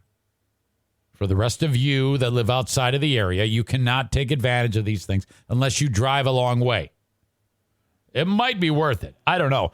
All I know is the guy who owns Johnson's is Darwin. And this guy is like a mad scientist when it comes to making huge 53-foot trailer purchases of flooring. And he buys the hot stuff that everybody loves, and he buys it at a lower price and then sells it to you. His profit is still awesome, okay, because he's buying it so cheap. So he's got this enormous place to store it all, which is kind of bursting at the seams because he buys so much. And Zaniac Kent, drop the E, is running the discount outlet, trying to make all this stuff stacked up, ready to go. The room is not the prettiest flower. It's a warehouse, for God's sake. You're going to walk into this little room. It's like the little vestibule. Hey, how's it going? That's where you pay your money. I'm going to go look at the stuff. Okay, smell you later. Sorry, I'm not supposed to say that. Sorry, Brian. You walk into the discount outlet and you go, oh, man, okay, so where do I begin? I want vinyl plank. There's a pile of it over there. Everybody loves that stuff made by Shaw. There's another pile over there. It's the Mohawk pile. It's awesome. Whatever. They got everything. Any type of flooring under the sun is cheaper at the discount outlet. If by chance they don't have what you want, you go drive 1/4 mile down the street to the main store. Kent will shuffle you out the door, and you go to the main store and you pick out whatever you want. Okay? But go to the discount outlet first and mention my name. When you mention my name, whatever you're buying, you're getting 10% off. The Eric Zane Show podcast discount at Johnson's Carpet One Floor and Home Discount Outlet. Okay? Head to Bosco's Pub for lunch. Wednesday through Saturday. 11:30 a.m. they open. Open all throughout the on into the night. So lunch or dinner. Monday and Tuesday, they do not open at 11:30. They open up at like 4:30. They're increasing that. Hell, they might even be open all week now. I don't know. Nobody tells me anything. Bosco'sPub.com. It's in Bosco's is in Hudsonville, Michigan, part of Terra Square. Okay. BOSCO''S. Bosco's Pub. Great burgers, great drinks. You will love it. We're having a get together there. It's another Eric Zane Show podcast super spreader party on February 4th. Come hang out. It's at 4 p.m. I want to pack the house. I don't have an RSVP as to how, I don't have a number as to how many people are going, but I'm going to need that. So Dean's kind of in charge of putting that whole damn thing together. Thank you, Dean.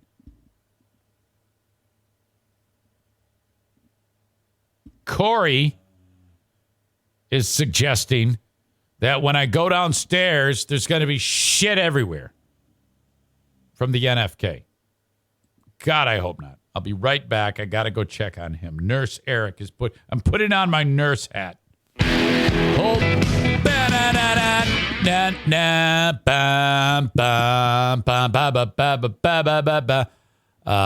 Change of plans. I'm going to get back to the professor in a bit. Matt Stafford, big playoff victory over the Cards. What's up, buddy? You hear him on the huge radio network, the one and only Bill Simonson. Bill, welcome back to the show. It is an honor and a pleasure to be on the greatest podcast this side of Joe Rogan, a podcast that may be banned from Facebook every once in a while, but it lives on. It does. It does. We've adjusted the playbook, and I can't. Don't change your ways and be suppressed by the long arm of the man. Correct. You can't do that. I mean, that's a losing proposition. You know. Speaking of losing, I wanted to run by you. A lot of my audience is saying that you welched on the bet. You hold on, dude.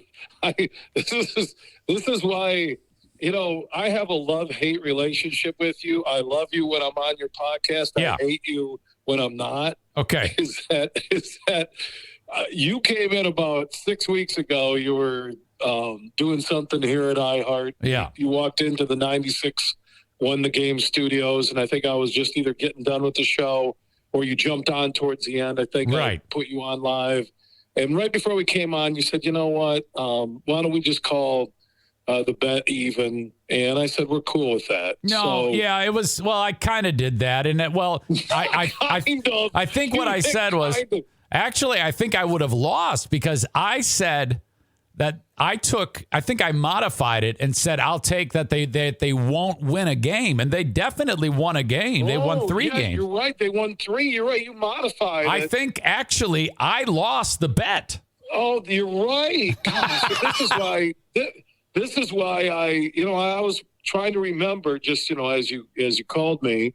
And I'm like thinking, yeah, he said, why don't we do this? I don't think they're going to win a game. And if they win a game, we're even or something. Right. And if they win or whatever it was. So what I don't like from your audience, and there's more snipers in your audience than Navy SEAL Team 6 in Afghanistan back in the day.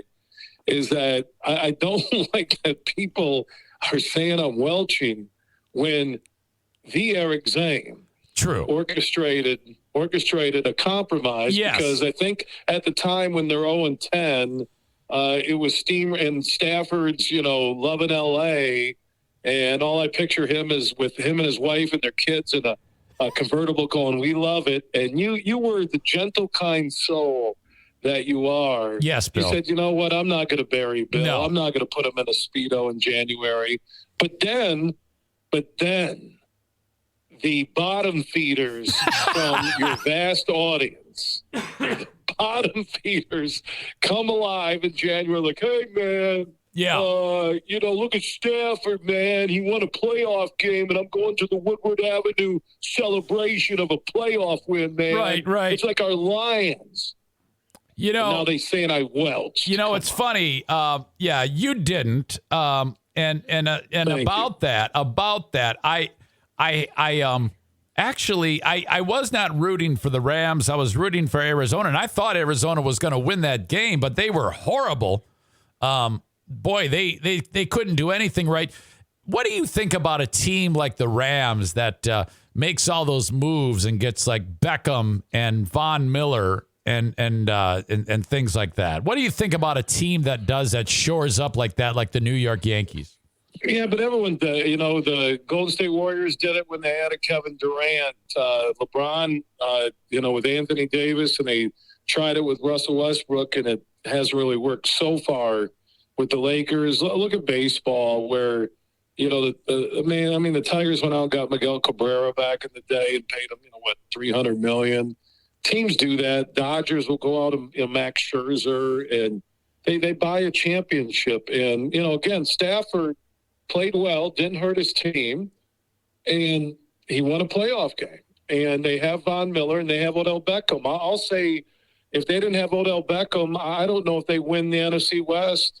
And Stafford might have been playing a playoff game on the road. And, I'm happy for the dude. But I have to tell you something, man. And even Knuble agreed with me yesterday. Mike Knuble, assistant Griffin's coach and former hockey guy. Wing. Yeah. He said, it's like he doesn't get it either. He said this on air, and he usually is a quiet cat, that, "Hey, man, I'm happy that Stafford is in L.A., but he's gone." And these Lions fans that are holding on to Stafford, it's like a girlfriend that broke up. She became a porn star, and you watch the movies and you think you're that guy. I don't understand that either. No, it's denial. Right. It's what, who else said that in studio yesterday? It was John Conlon, the East Kentwood soccer coach, said there's two types of Lions fans, the denialist and the apologist. Right. And I thought, that is perfect, because you're so beat down. 30 years, okay, Cincinnati just won their first playoff game last year, and I think their streak was 31, so it's 30 years for the Lions.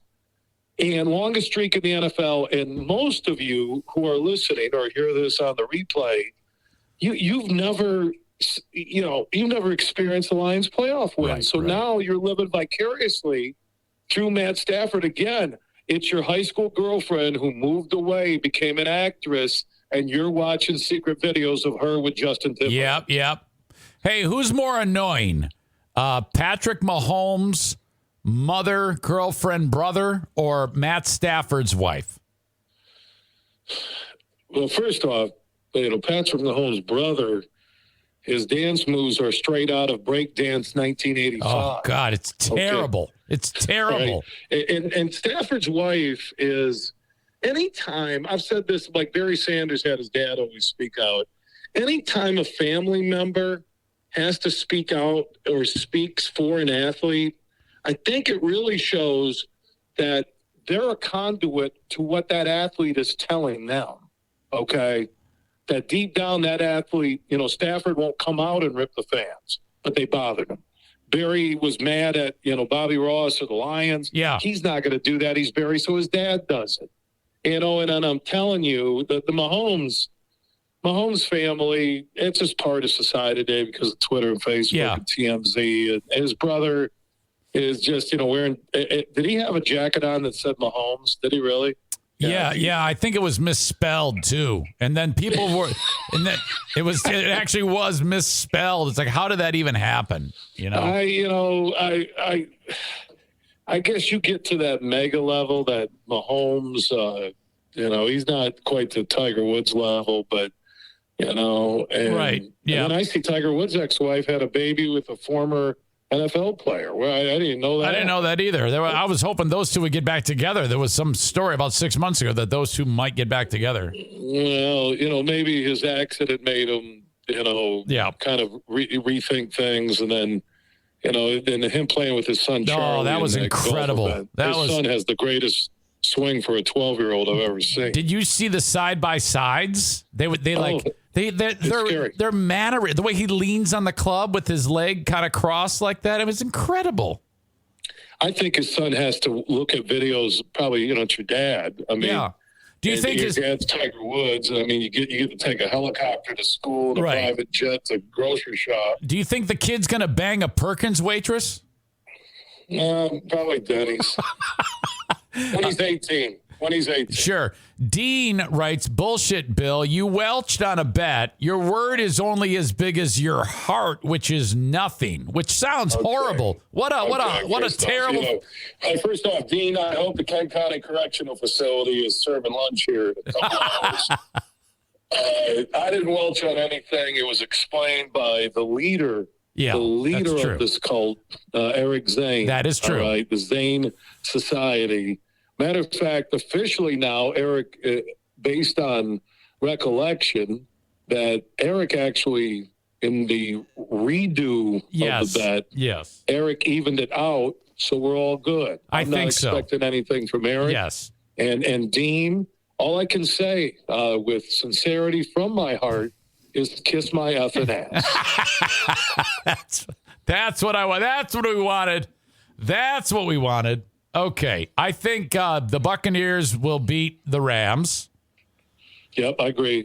Stafford, if Stafford wants to get into the big boy category, he may have to go through Brady and Rodgers just to get to a Super Bowl. And he was traded. Yeah. There is pressure on Stafford. And the celebration for winning a playoff game reminds me of when the Lions went to the playoffs, didn't win, but they raised a banner at Ford Field that said, made the playoffs.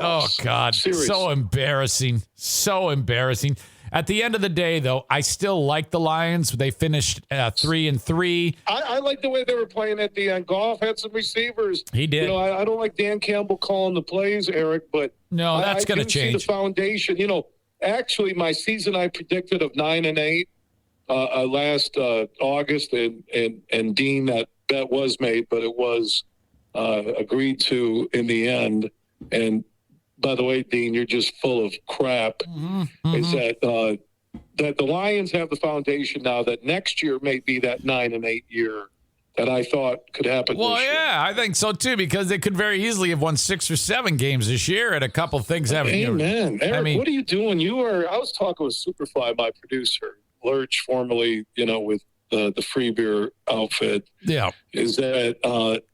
And I was saying, Eric is really becoming, and it's not a front, and it's not a facade. Thank you. Eric is really becoming knowledgeable of sports. And I'm thinking, I looked at Superfly. We were enjoying lunch, and I said, it's about effing time. Yeah, it's about time. G League team, the gold. He's the greatest hockey PA voice in the sport with the Grand Rapids Griffins. And it's some of the stuff he's thrown out.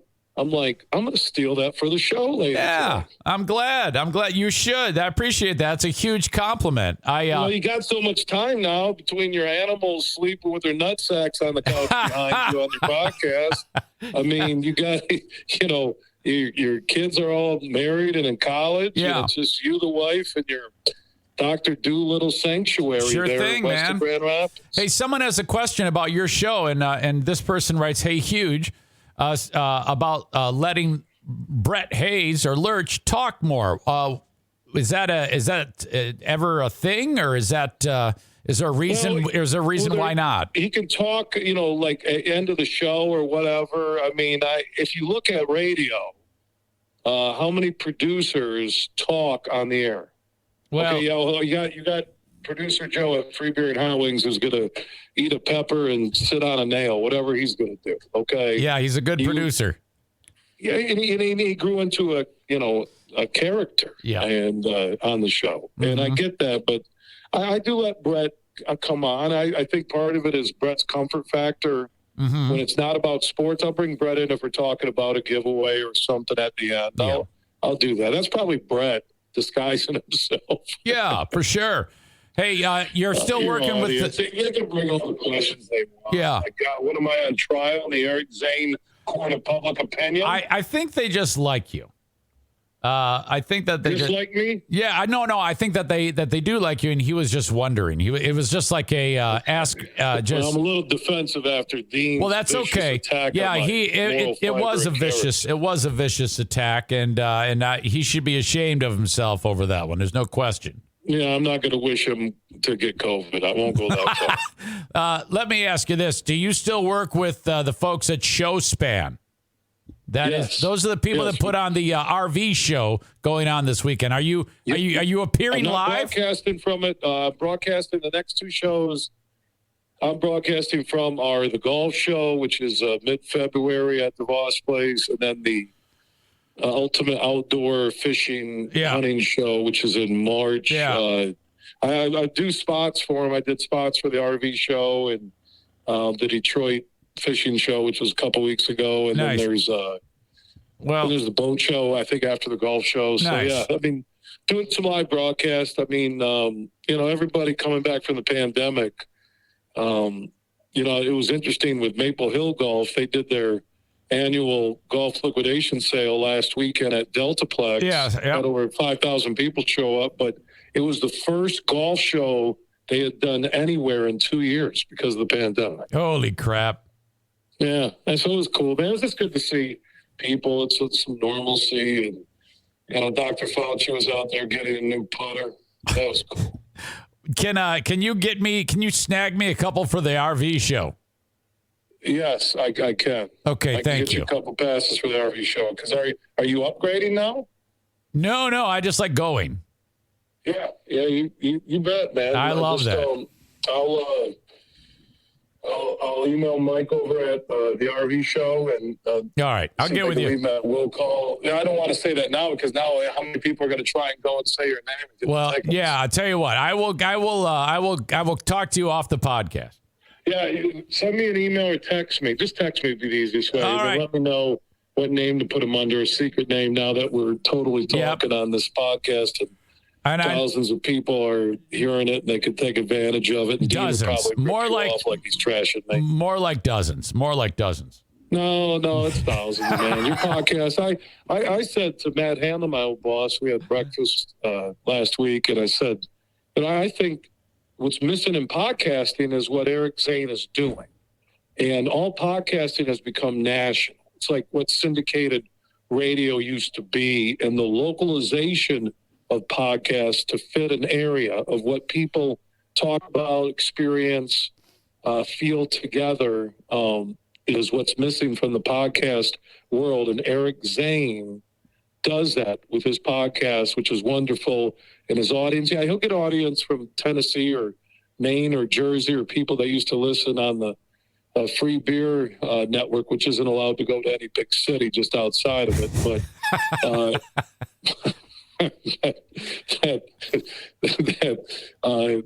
they do listen, but it's centric to Grand Rapids, West Michigan. You still cover statewide and national topics, but statewide web address missing for podcast. Bill, appreciate you. Dean says that your show is overrated, just like your bets. That's got to sting. First off, one final note here before I go is that Tom Rosenbach from Bean Garter, who handles all the beat huge of my college football picks against the spread, told me that against the spread in college football this year through the national championship game, I was 72-42, 30 games over 500, picking college football games against the spread. There you go. Not just wins, losses. And in the pros, I was 20 games, or still in progress, 20 games over 500. So, again, I politely will say, kiss my effing ass. Bill, I appreciate you. You're a sweet soul, and I always love you. I love your family, your animals. I love your entire audience except Dean. Goodbye. Okay, thank you, Bill. There he hangs up. Oh, fuck. All right. Let's get back to this crazy ass professor. All right. Aram writes, let's just say Dean and Huge are cut from the same cloth. Well, maybe.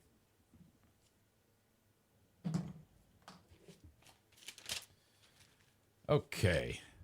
So I picked this up after he drops all that crazy shit to the students. And I'm going to bump ahead a little bit here to the next point of interest. Any righteous actions they may have performed.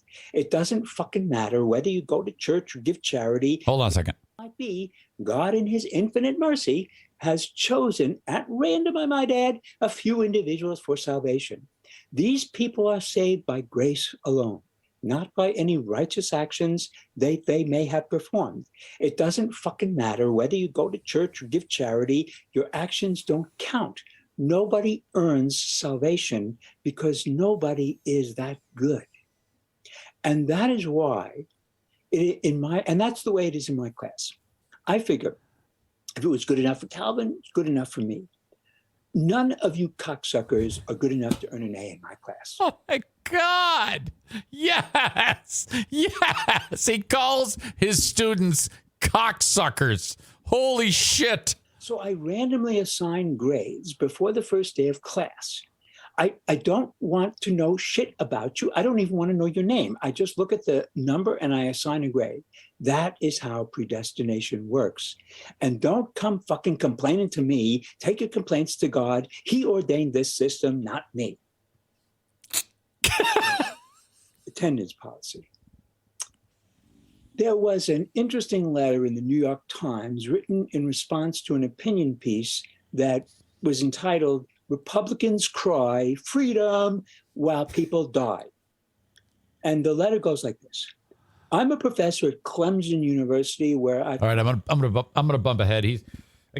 I'll link this up if you want to get to it. Well, no, I'll link it up in the show notes. And then I'll tell you what, I'll put it in here now, and then you can copy it and listen to it whenever you want. Or watch it. Lisa says, isn't he suing the college? Yes, that's you might not have been in here. That's the update. He's suing the schools saying, okay, bullshit. You can't keep me from the school, which I don't know how that is. I don't know what the rules are about a tenured professor.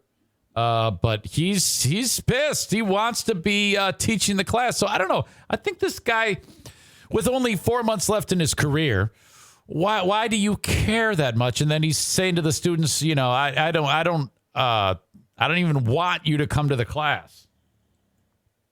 Okay, that's part of this last part. Businesses. Others told stories about missing their grandparents on Christmas. Okay, let me back up. Let me give you a little bit of context. He's talking about how he gave his class an assignment of what the last 2 years have done, what their thoughts are, okay? And he's wrapping it up here. And he's finishing with their thoughts about the COVID thing in the last 2 years and how it's affected them. And then he's going to get to how it can affect him if they come to his class. In our first assignment, you're going to tell me how the last 2 years have been for you. Last semester, I had a lot of students tell me how the pandemic has affected their families. Many students' families have suffered serious financial problems because of so they run small businesses. Others told stories about missing their grandparents on Christmas because of COVID. They didn't want to expose grandma and grandpa to a disease that could kill them. Listen up, folks. I'm old enough to be your grandpa, and you people are vectors of disease to me. So when I look out at a classroom filled with 50 students, I see 50 selfish kids who don't give a shit whether grandpa lives or dies. And if you won't expose your grandpa to a possible infection with COVID, then stay the fuck away from me. If you don't give a shit about whether grandpa lives or dies, by all means, come to class. Now, before any of you go running to complain, and it happens every semester, Dr. Mailer said, we shouldn't come to class. Dr. Mailer said we shouldn't come to class. Let me clarify my attendance policy to you. First, let me explain that professors have complete discretion with regard to attendance policy. Many professors, for example, allow 3 unexcused absences, while other professors do not take attendance and require attendance at all. My classes are all designed to be taught remotely, and everything you need to earn an A is available to you on our Canvas page. There is no benefit whatsoever from coming to class. I will not take questions in class because I'm wearing this fucking helmet in order to stay alive. So please, come to class, enjoy the show. I'll be there regularly because I have no choice. You, on the other hand, have a choice. Thank you very much. Oh, fucking awesome. This is my kind of professor, man. I would love to be taught by that guy. He's smart as shit. I would not be able to stop paying attention. My God. The Duchess of Michigan, which I forget who that is. Is that Megan? Tenured profs are very hard to fire. Zildjian, who sounds like a crybaby snowflake. NGL, don't know what that stands for. Kinda hope he just dies soon. And then he says, you want Maddie to have college professors like that piece of shit? Well, let's back up. Let me say, I would want that. I would love that.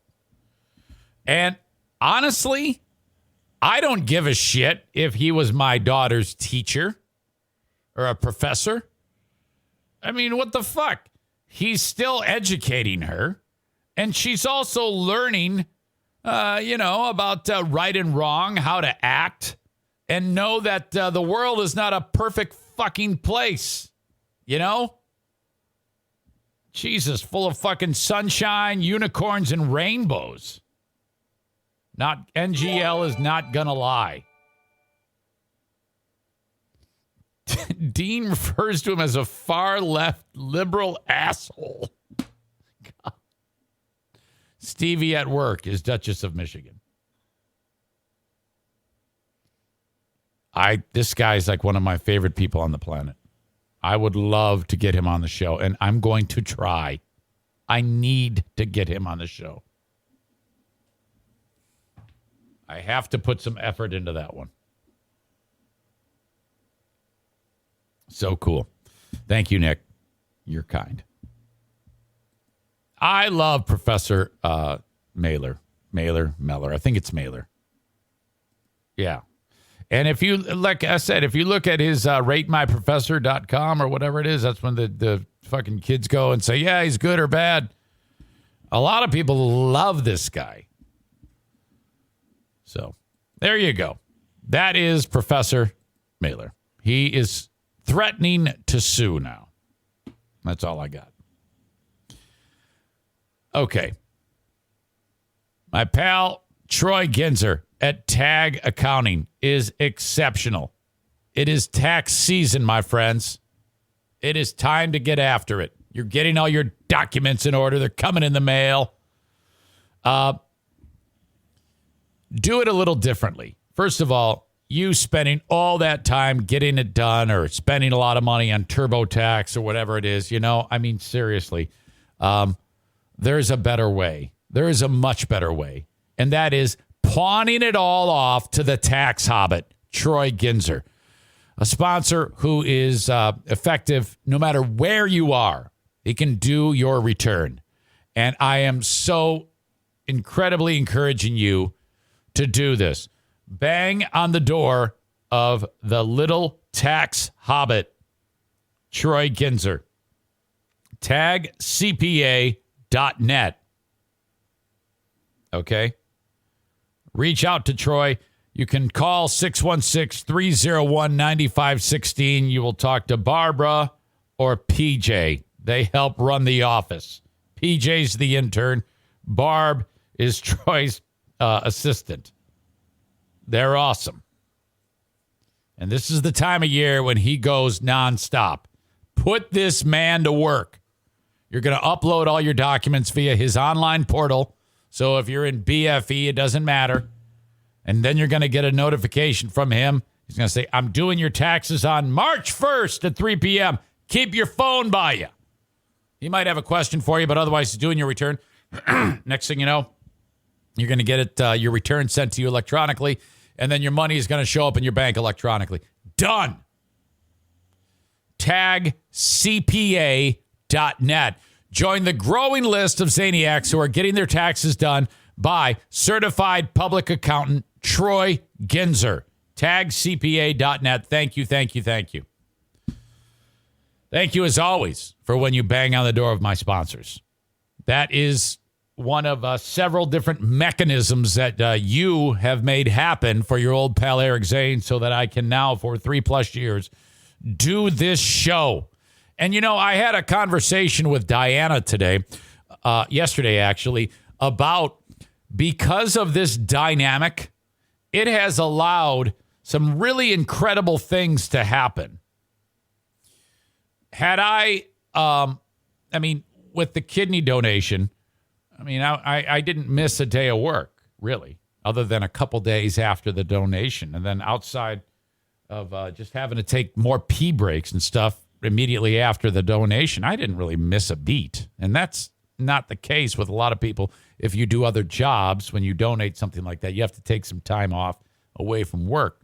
I didn't really have to worry about that. So that's awesome. This job also has allowed me to be the nurse for Diana when she had her shoulder repaired, and also the nurse for the NFK right now. So there's so much upside, things that have happened because you have supported this show by supporting, populating the podcast and supporting my sponsors. It's all you. I am seriously incredible. Thank you, thank you, thank you. So with that, make sure you go to horizonhydroponics.com and buy their products for when you're growing your pot. Anywhere in the U.S., you can order from Horizon Hydroponics. Now, I don't know shit, especially about growing cannabis. Actually, I'd take it back. I do know a little bit about growing cannabis because I tried it once in this very room before I started the podcast. So I have a little bit of knowledge about that, about what goes into it. But what I am 100% sure of is that if I was to start doing this, all I would need is this website, because you buy everything you need there. And then before you buy it, you call the phone number to get clarification about what you're buying. They're very helpful. Okay. So buy it online. Save 10% when you put in the coupon code Zane Show at checkout. Shipped anywhere in the U.S. for free if your order is over $250. If you're local, you don't have to worry about any of that. Buy it online, save the money with my discount, and then go pick it up. 4 locations: Grand Rapids, Byron Center, Lansing, Michigan, Kalamazoo, Michigan. HORIZEN. HorizonHydroponics.com. Last but not least today, and be thinking about the asshole of the day. Dean's all wound up about Bill, so I'm just going to get ahead of that. He's going to nominate Bill. All right, we got you. Okay, you don't like Bill. Thanks. He loves you, but he wants you to kiss his ass. My Policy Shop Insurance, Frank the Tank Fuss. I'm going to park right now on life insurance. And the point of me talking about this is to guilt you in to reaching out to him to at least explore this. If you're alone, fuck it. Don't worry about it. If you're married, you should worry about it. If you have kids and married, or not married and have kids, absolutely make this a priority. if in the unlikely event that you croak, okay, wouldn't it be spectacular knowing that as you leave this earth and go see baby Jesus to meet us all once again, you are leaving your family secure? That's no joke, man. Being that my dad was in the life insurance industry for years and years and years, he impressed this upon me at a young age. So as soon as I got married, I bought a policy.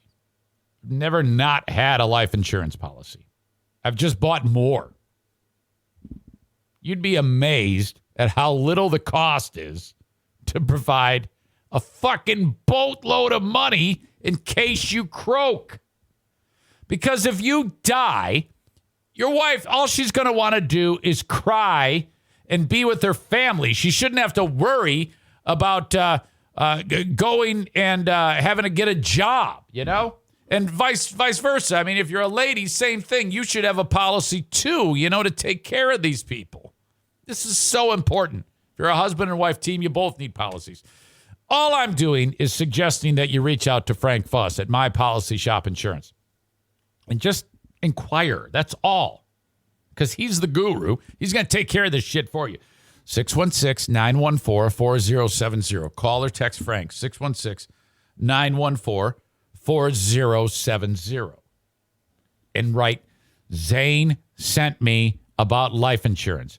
Or Zane is an asshole, but he told me to come see you about life insurance. I want to know more. Just pick his brain, okay? That's the point of me talking about this here, to get you to do that. You do that, he's going to help you. He knows my marketing works, and then he keeps helping me. So we all win. Do that. Thank you. Side note, thank you to Michael Thomas, who just signed up on Patreon for $5 a month. I appreciate you. Thank you. Let's go over who could be our asshole of the day, brought to you by TC Paintball and JM Synthetics. You may have someone in mind right now. You can go ahead and put that down, but I'm going to go over what we've talked about today. Spent the day yesterday talking to COVID Carl again. Way too much time. Brevity is the key. Again, I cannot stand people who talk too much. I mean, I'm crawling out of my skin, for God's sake. Got a new chair for the NFK. Picked up the NFK. Off we go. The convalescence starts. Okay, talked about that. I talked about 5G drama. Just Chirpin podcast. Pissed off professor at Ferris State University. My dad for Dear Meathead. Bill Simonson joined me. And then we went back to talking about the professor at Ferris State University. I don't really have anybody that jumps out to me as the asshole of the day. No, I take it back. I have one in mind. But I'm wondering what you all think.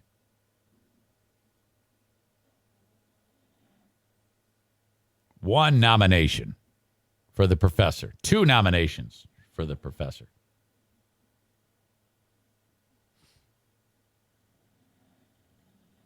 Okay. I'm going to have to give that, I'm going to have to say I agree. Definitely an asshole. An asshole that I love. There's no shame in loving an asshole. Hell, you all love me, right?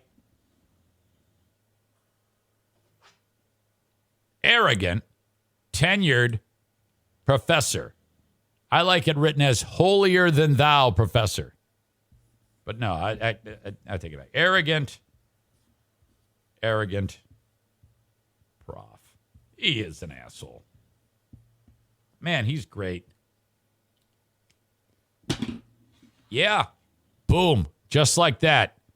Arrogant professor. We need more people like him educating our children. That's what we need. I say yes to any professor who treats people like that.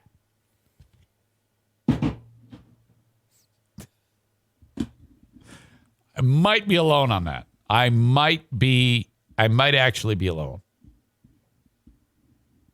Okay.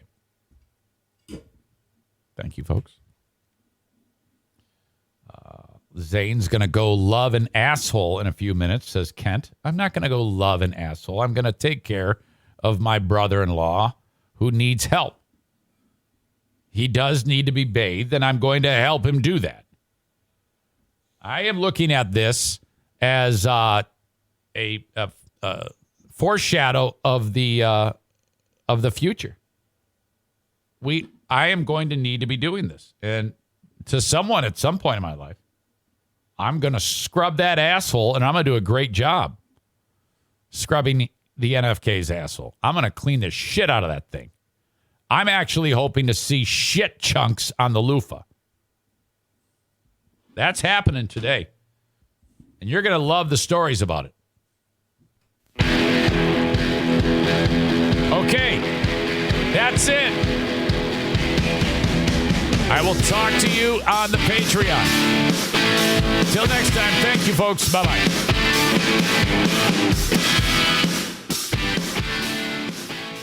Calling all partners. Losing weight is better together with Nutrisystem's Partner Plan. In fact, people who diet together lose 20% more weight than dieting on their own. Get new premium meals with up to 30 grams of protein. They're big and filling and taste delicious. Plus, try our new restaurant faves that taste like your favorite restaurant, portioned with half the calories. Don't wait. You could win big cash during Nutrisystem's Better Together Partner Plan 100K giveaway. And maybe win the grand prize of $25,000. Just go to Nutrisystem.com/thin right now and get 50% off plus an extra $50 off your first month. You heard me right. Go to Nutrisystem.com/thin right now and get 50% off plus an extra $50 off. Don't wait. This partner plan offer will not last long. Just go to Nutrisystem.com/thin right now and get 50% off plus an extra $50 off. Go to Nutrisystem.com/thin. See website for details on our 2-month subscription offer. No purchase necessary. Open only to U.S. residents over 21. Void where prohibited. Runs December 25 through April 4th, 2022. For official rules, visit Nutrisystem.com. Sponsored by Nutrisystem, Inc.